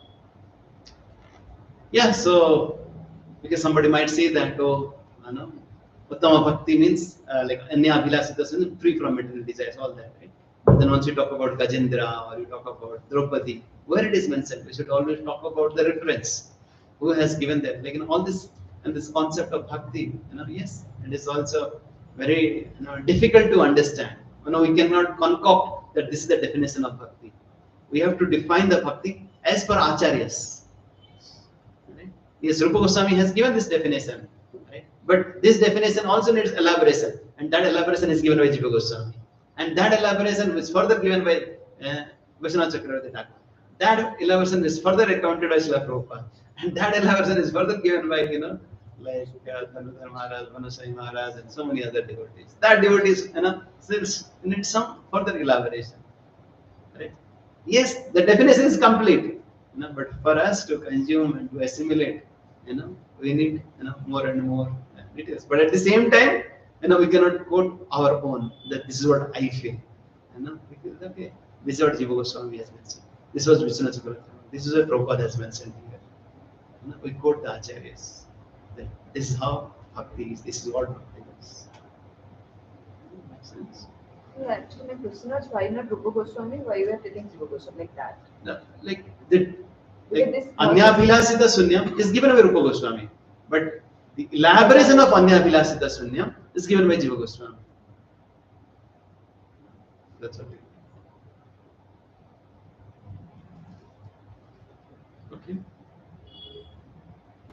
So, in a death-threatening situation, yes, a devotee has a right to ask from the Lord.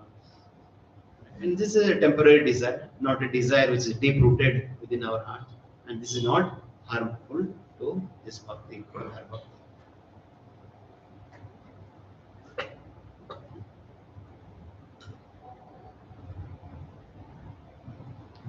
Okay. Now jnana, jnana karmadi anavritam. But what is the Sita Prabhuji? Sita, yes. Even if there are some extraneous desires are there because of the unfortunate situations, if one's motive is pure, right, to serve Krishna, that also can be considered as a part of Anya Vilasita. So it's not like this. There's to be saved is a Abhilasa. Is a Abhilasa. It's not Anya Abhilasa. But because this desire is not to enjoy, but wants him to serve the Lord. So that's why it is considered Anya Vilasita. So that is also included. So all these extraneous desires does not exclude from the pure devotional service, which is not deep rooted within our heart. Yes. Whenever we do service, right, some things which we like, that's where we go into that element. For example, if we know to sing, Yes. we do that kind of seva. Then how can it be understood as an Anya Vilasha? Because I have a desire to sing that. We'll Just discuss an that. example. We'll discuss that. We'll discuss that. So we'll talk about the mixed bhakti and then we'll talk about Vaidhi sadhana bhakti. Let's kind of define this, Uttama bhakti is given by Rupa Goswami. So, and then he talks about jnana karmadi anavritam. So here he talks about, he's not talking about jnana karmadi sunyam. He's talking about jnana karma anavritam. So yes, jnana means, what is jnana means? Knowledge. Right? Or like, Gopal describes here, the speculation, right? The interpretation, the knowledge. If that knowledge helps us in taking closer to Krishna, that is very good. But if that knowledge covers our bhakti, abrutam, that is, we should get rid of that. If that knowledge helps us, getting more attached to the Brahman, getting more attached, to become God, as a Brahmavadi, Mayavadi, right? That jnana should be rejected. Even the same with the karma also. The karma, somebody might say that, oh, you are also worshipping, and some smarta brahmanas also is worshipping. Is there any difference? That yes, once a devotee is really worshipping it, he is worshipping it, for the pleasure of Krishna, for pleasing Krishna. But once the smarta brahmana, he is doing it, to get some, fruit out of it, to get some, with some expectation out of it. So yes, all the ritualistic activities, right? We need to understand what is the goal and what is the mode, that has to be done. And another, karmic, ritualistic, fruitive activities, you can say that the astrology. Some people, they feel that, oh, this is what my astrologer told, this is what I will do. Even if it contradicts Bhakti Sastra, even if it contradicts the spiritual master introduction, you'll say that, okay, I will follow my astrologer. Is that Bhakti? That's not. But if somebody says that, oh, astrologer says that, oh, because of this or that, you worship more and more Lord Nrsimha mantra. Is that Bhakti? Yes, it's Uttama Bhakti. Or if somebody says that, oh, if you arrange your house like this, it will be more favorable to your devotional service. Yes, and that's why Prabhupada sometimes used to accept some advice from some astrologer. If it really helps in bhakti, I'll accept it. If he says something else, then says, okay, it's a good laugh. Thank you for a nice joke. Alright, then he moves forward. Always, whatever we do, or even the fire sacrifices, that a devotee does, yes, we do it. It should be in line with the process of pleasing Krishna. It should help us in increasing our faith in the process of bhakti. Then yes, we do that. But if it really contradicts bhakti, right? Like some devotees, right? They just get attached to some component of some ritual, but they forget really the essence of bhakti. That's what we have already. Okay, so having understood this pure definition of that Silanam, Anusilanam, Krishnanusilanam, Anukulyena, right? Then which said that this is a primary characteristics. And then we talk about secondary characteristics as a Jnana Karmadi Anavadana. So it's not Jnana Karma, it's also Adi also. Adi means it includes Sankhya Yoga, it includes Tapa, it includes different yoga. These are all. This should not cover the bhakti. This should not cover the bhakti. But if it is really helping us, yes, we can accept it. So that's what we call Jnana Karma. They not Sunyam, Jnana Karma, the Anavrita. So Anavrita means reducing. Avrita means cover. Uncovered. Anavrita means uncovered. Okay, so Prabhupada describes that in this last section of the introduction. The definition of what is a pure devotional service. It should be activity intended to please Krishna without any ulterior motive and not covered by philosophical or routine activities. And then Rupa Goswami, he says that, oh, by the way, I have not just concocted this definition. He supports this with another definition from Narada Pancharatra. What is the definition? He brings Sarvopadi Vinirmuktam Tat Paretvena Nirmalam Rusikena Rusikesha Sevanam Bhaktirochyate.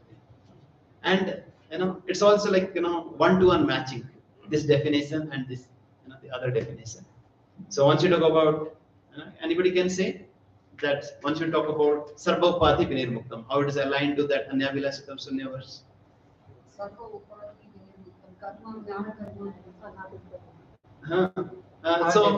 So this is like an Anyabhilasita Sunya. Anyabhilasita. Sarvopadi Vinirmuktam. We are free from all the designations, with all the desires. There's Anyabhilasita Sunya. And Anya Sarvopadi Vinirmuktam Tat Paratvana Nirmalam. Nirmalam is Jnana Karmadi Anavrita. Jnana Karmadi Anavrita. Ankarma. And Tat Paratvena. Tat means Krishna. Tat Krishna.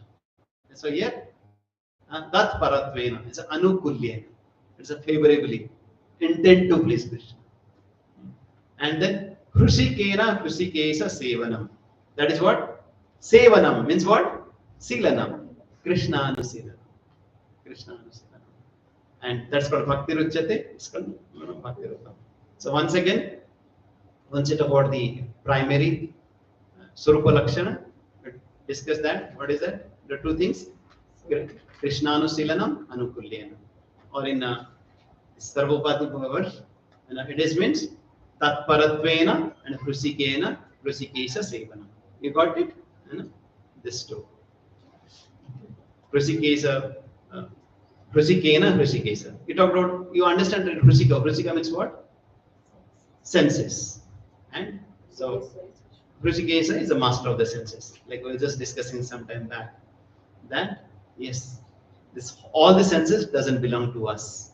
It has to be engaged in the service of the master of the senses, who is the proprietor of the senses.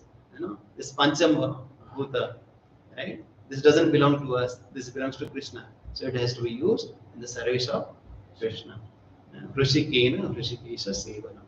And then it has to be Tatparatvena. It has to be Anukulyena. It has to be done in an intent to please Krishna. Right? And also, this is the primary Lakshana of Bhakti. What is the Lakshana? Anyabhilasita Sunyam, Jnana Karma Dhyana. Anyabhilasitam Sunyam means Sarvopadi Vinirmuktam, and Jnana Karma Dhyana Prata means it is Nirmala. Okay, so this is how it is, and our Acharyas right there now quoting some more definitions from Srimad Bhagavatam as well. There is another definition given by Lord Himself. What is Uttama Bhakti? Would like to know? This is there in 3rd Canto, 29th chapter, 11th, 12th verse, where Lord Kapila Dev speaks to Devahuti. 3:29, 11, 12. So here, 3:29, 11 and 12. 11 and 12. So here, very beautifully, Lord Kapila Dev gives a definition there. Madguna Sruti Matrena Mai Sarva Guhase Managatir Avichinna Yata Ganga Bhosa Ambudhau. And he's saying that Lakshanam Bhakti Yogasya Nirgunasya Udahratam Ahetuki Abhaveta Ya Bhakti Purushatama. This is the Bhakti to Purushatama. What is that? He says that how this Madguna Sruti Matrena, this Bhakti should really include hearing about my glories. And Manogati Abhichinna, this has to be uninterrupted. Uninterrupted. How? Just like a river is flowing to the ocean. Ganga, Amboso Ambudo. Just like a Ganga is flowing to the ocean. Similarly, real Bhakti should be Avichinna. This real Bhakti should be uninterrupted. And it should be also Ahetuki. It should be without cause. We hear this Ahetuki word. Ahetuki what again? Yes. Savai Kumsa Parvo Dharma. Yato Bhakti Rajita. Ahetukiya Pratihata. Same verse. Same. All these are really defining the pure devotional service. So, yes.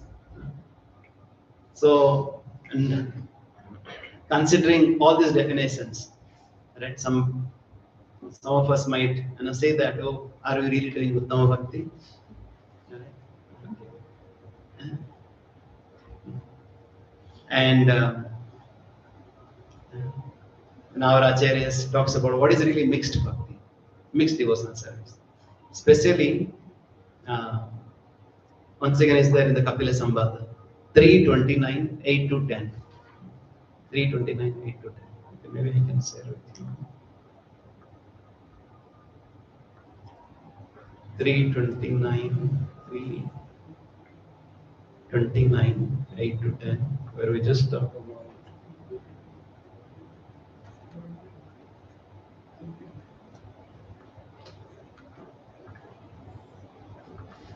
this 11 to 12. We just talked about the definition of Bhakti, right? And just before that, right?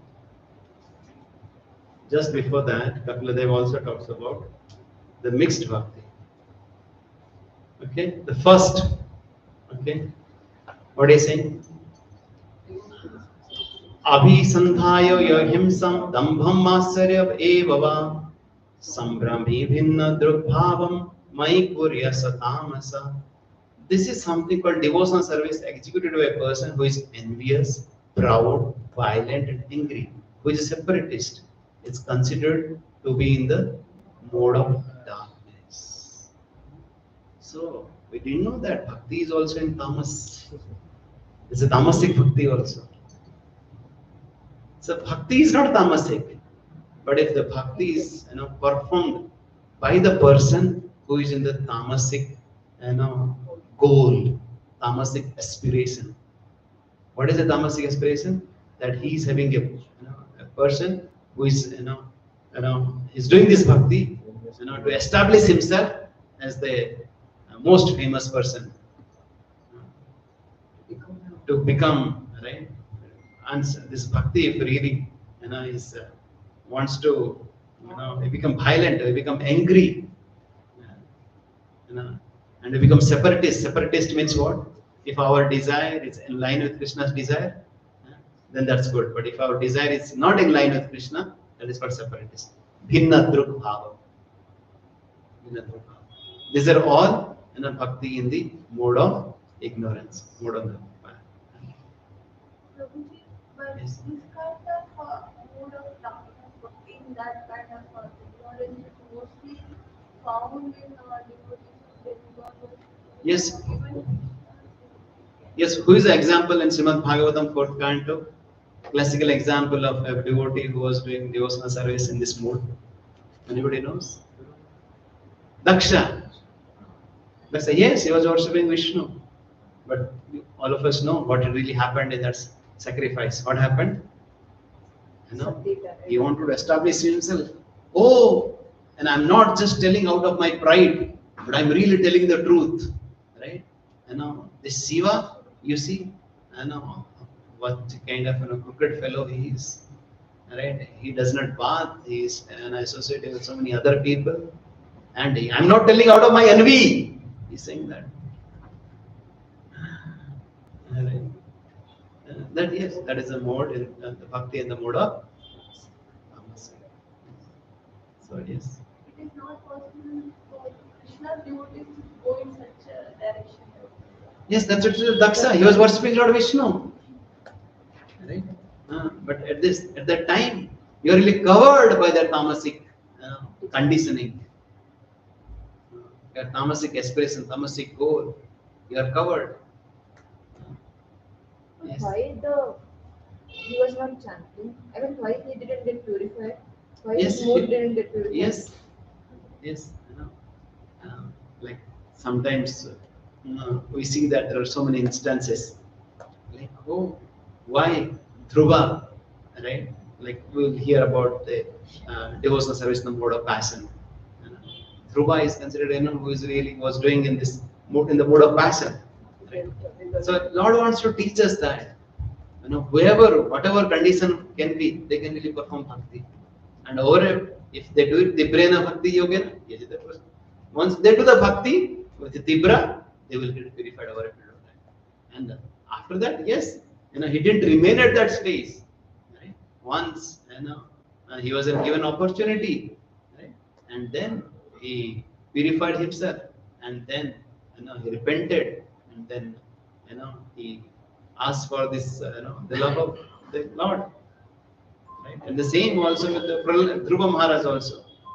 That yes, initially we went to the Lord with this, all this, they were in the temple by the motive for material enjoyment. I want to have a kingdom greater than my great grandfather.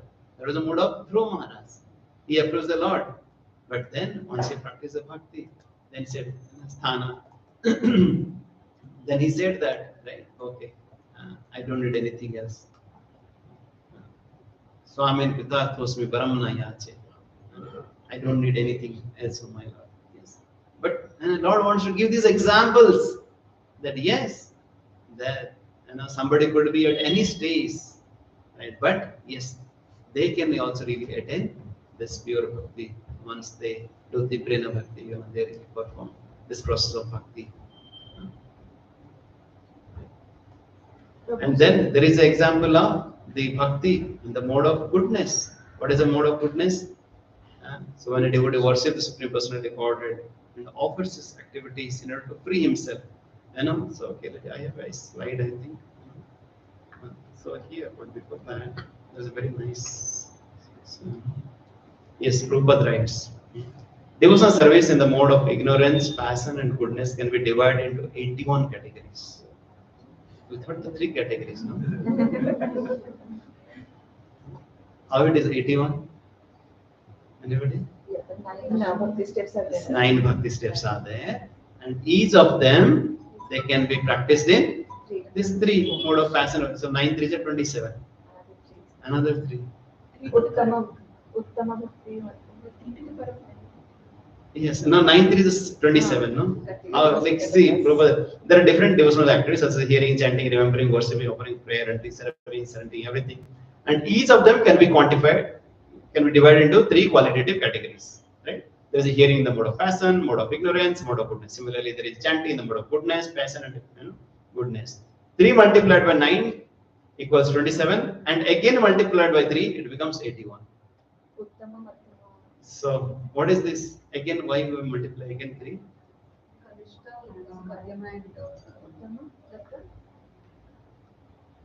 Okay. Yeah, I think I have a slide. Okay. We already discussed about this. Prabhuji, what did you discuss about sharing this with us? I'll get that. I think he's not responded. I have so much. This is what I wanted to say.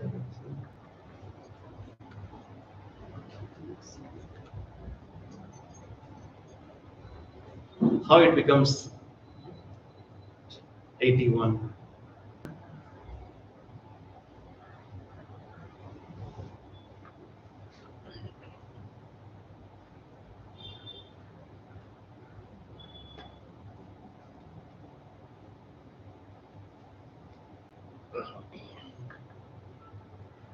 Every 9 will have 3. Yes, every ignorance, like we talked about Matsarya, Dambha, there are 3. And the passion, right? Similarly, has 3. Goodness has 3. And this is in pure, the Suddha Sattva, which is unmotivated, uninterrupted. Ahituki, apratihana. Okay, is it clear? 3. Got it? No? No problem. So 9, 9 forms of devotion with Bhakti. 9 into 9, 9 to 9. ignorance, passion, and goodness. 3, right? So, like, you do chanting. Chanting, I can do in the ignorance, passion, or goodness. Okay. And in ignorance itself, I can do this in the envy and anger, or I can do it in pride, or I can do it in violence. So, we have 3 levels. 3 levels there also. Right? And then with passion also, I want to do it, to show my opulence and power and control, or for my fame and respect, or to attract everybody. So with the mode of passion also, there are 3 more. And the mode of goodness also, oh, I do it just to purify myself. Oh, I do it just a matter of duty. Everybody goes somewhere, I also go here.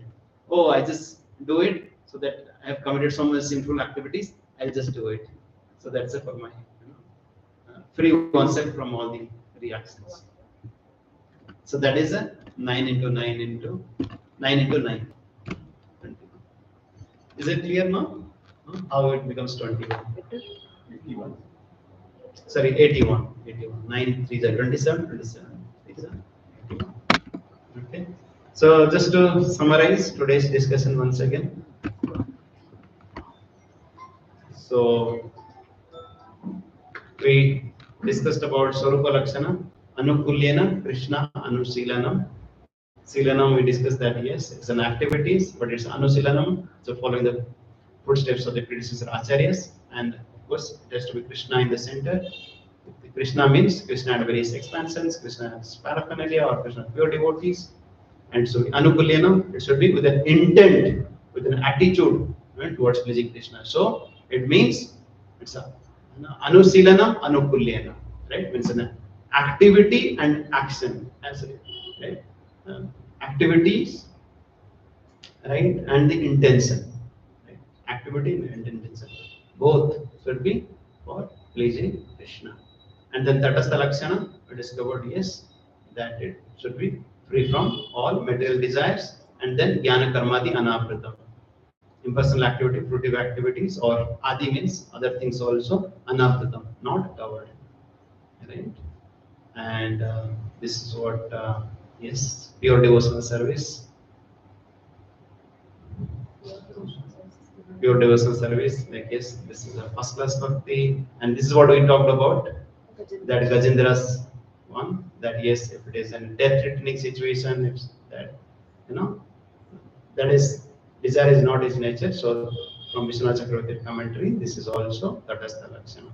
So this also can be considered as a, you know, yes, the bhakti, you know, Uttama bhakti. Okay. And yes, we talked about jnana karma dhyana vritam. So if, but somebody does, right, like the example of Andruga or Ravana or all this, right, they were doing some ritualist activities, but if there is no bhakti, that is not bhakti. But if somehow or other, you know, if we get, uh, uh, if it is favorable to bhakti, we can accept it. But if it's unfavorable to bhakti, we should reject it.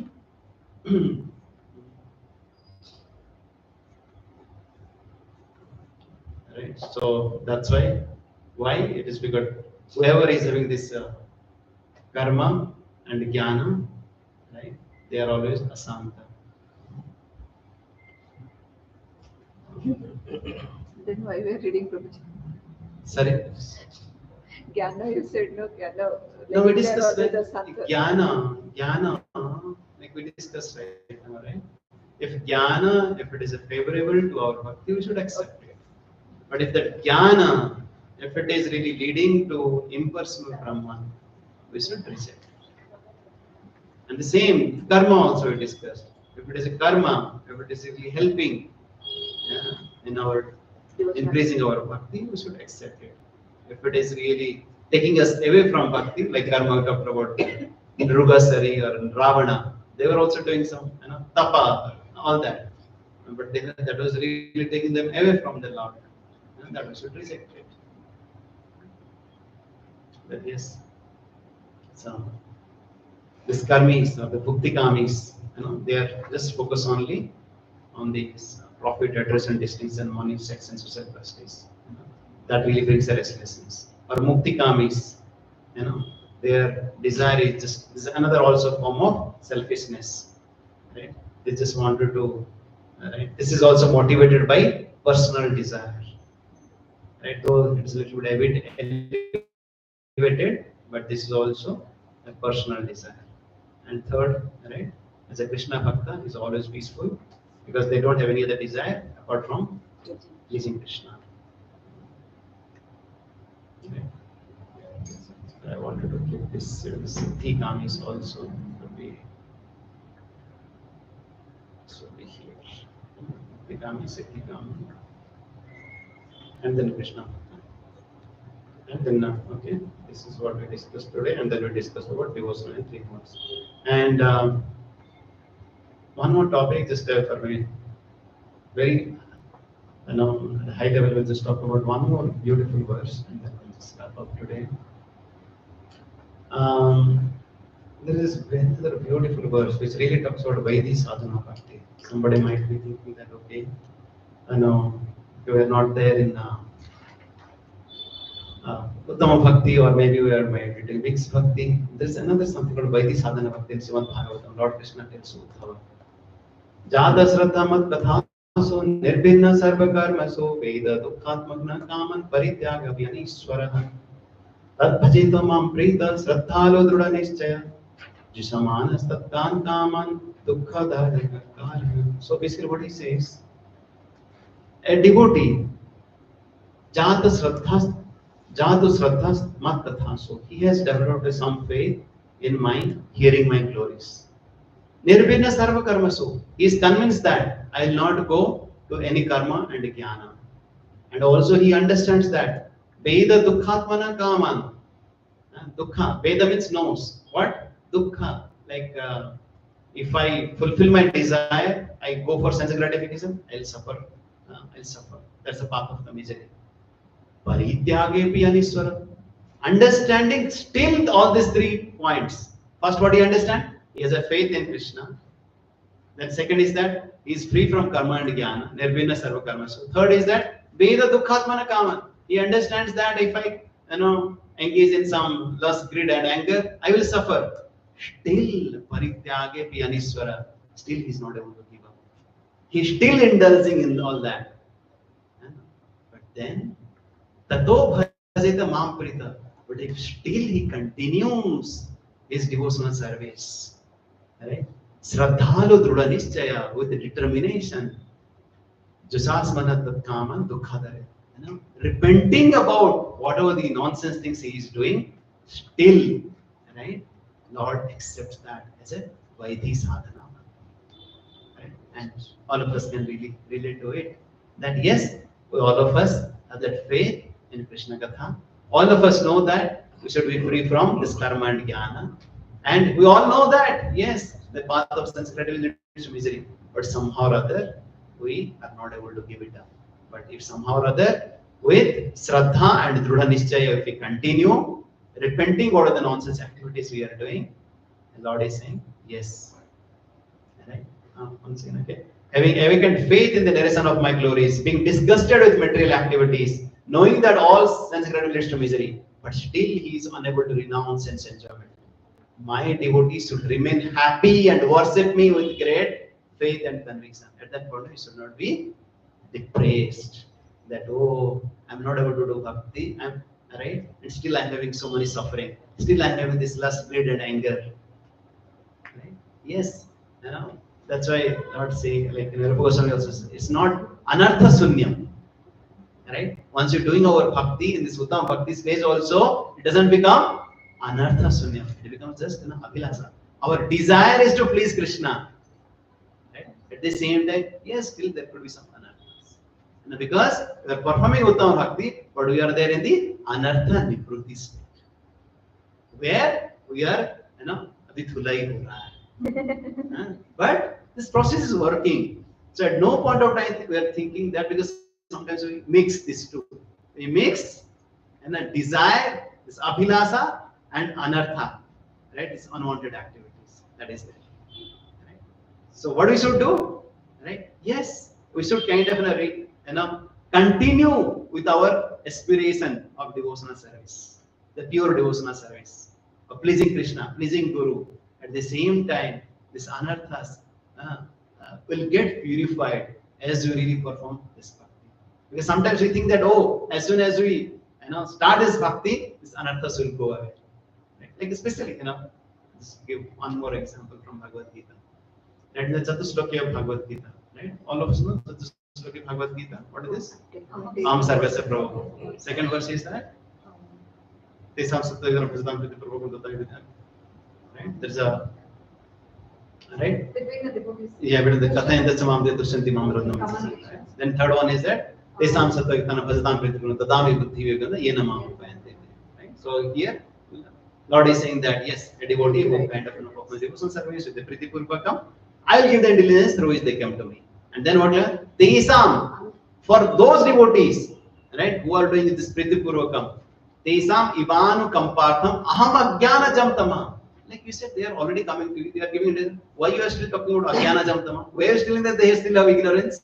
Because yes, and as they perform the devotional service, still there could be some ignorance. And Lord is saying that I will remove that ignorance over a period of time. Right? So it can happen that we are following this Uttam Bhakti, at the same time we are having this Anabhilasita Sunyam, at the same time there could be some anarthas as well. And they will really get cleared over a period of time, as long as we are fixed in that Shraddhalu Drudha Nischaya. With faith and with determination, we continue this process of Uttam Bhakti, this will go away with the merciful Lord. So I would request as a homework, you can just read this sloka and also this beautiful purport of the given to first disciples. This is at 10, 20, 27, 28. Okay. This is how I wanted to summarize and complete the definition of pure devotional service. Which one? Oh, 11, 20, 27, 28. 11, 20. This is Srimad Bhagavatam, 11th canto, 20th chapter. 27.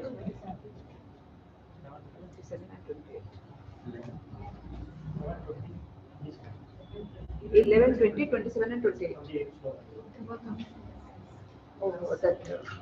Vajay Bhakti.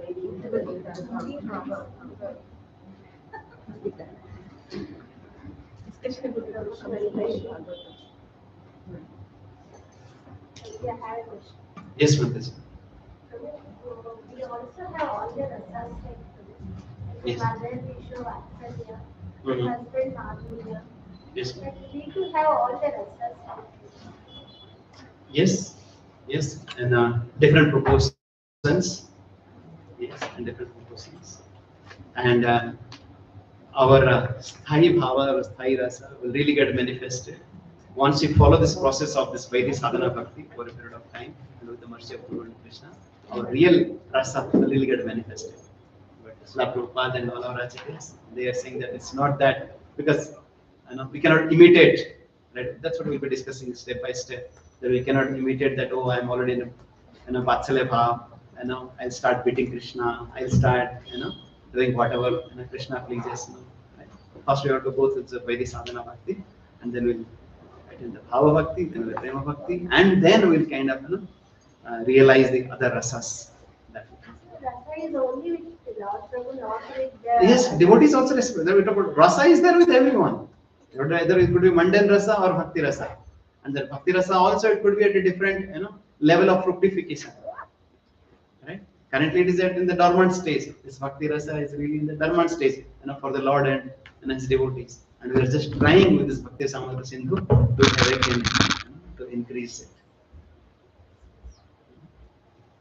Okay, Hare Krishna. Shila Prabhupada ki jai. Thank you very much.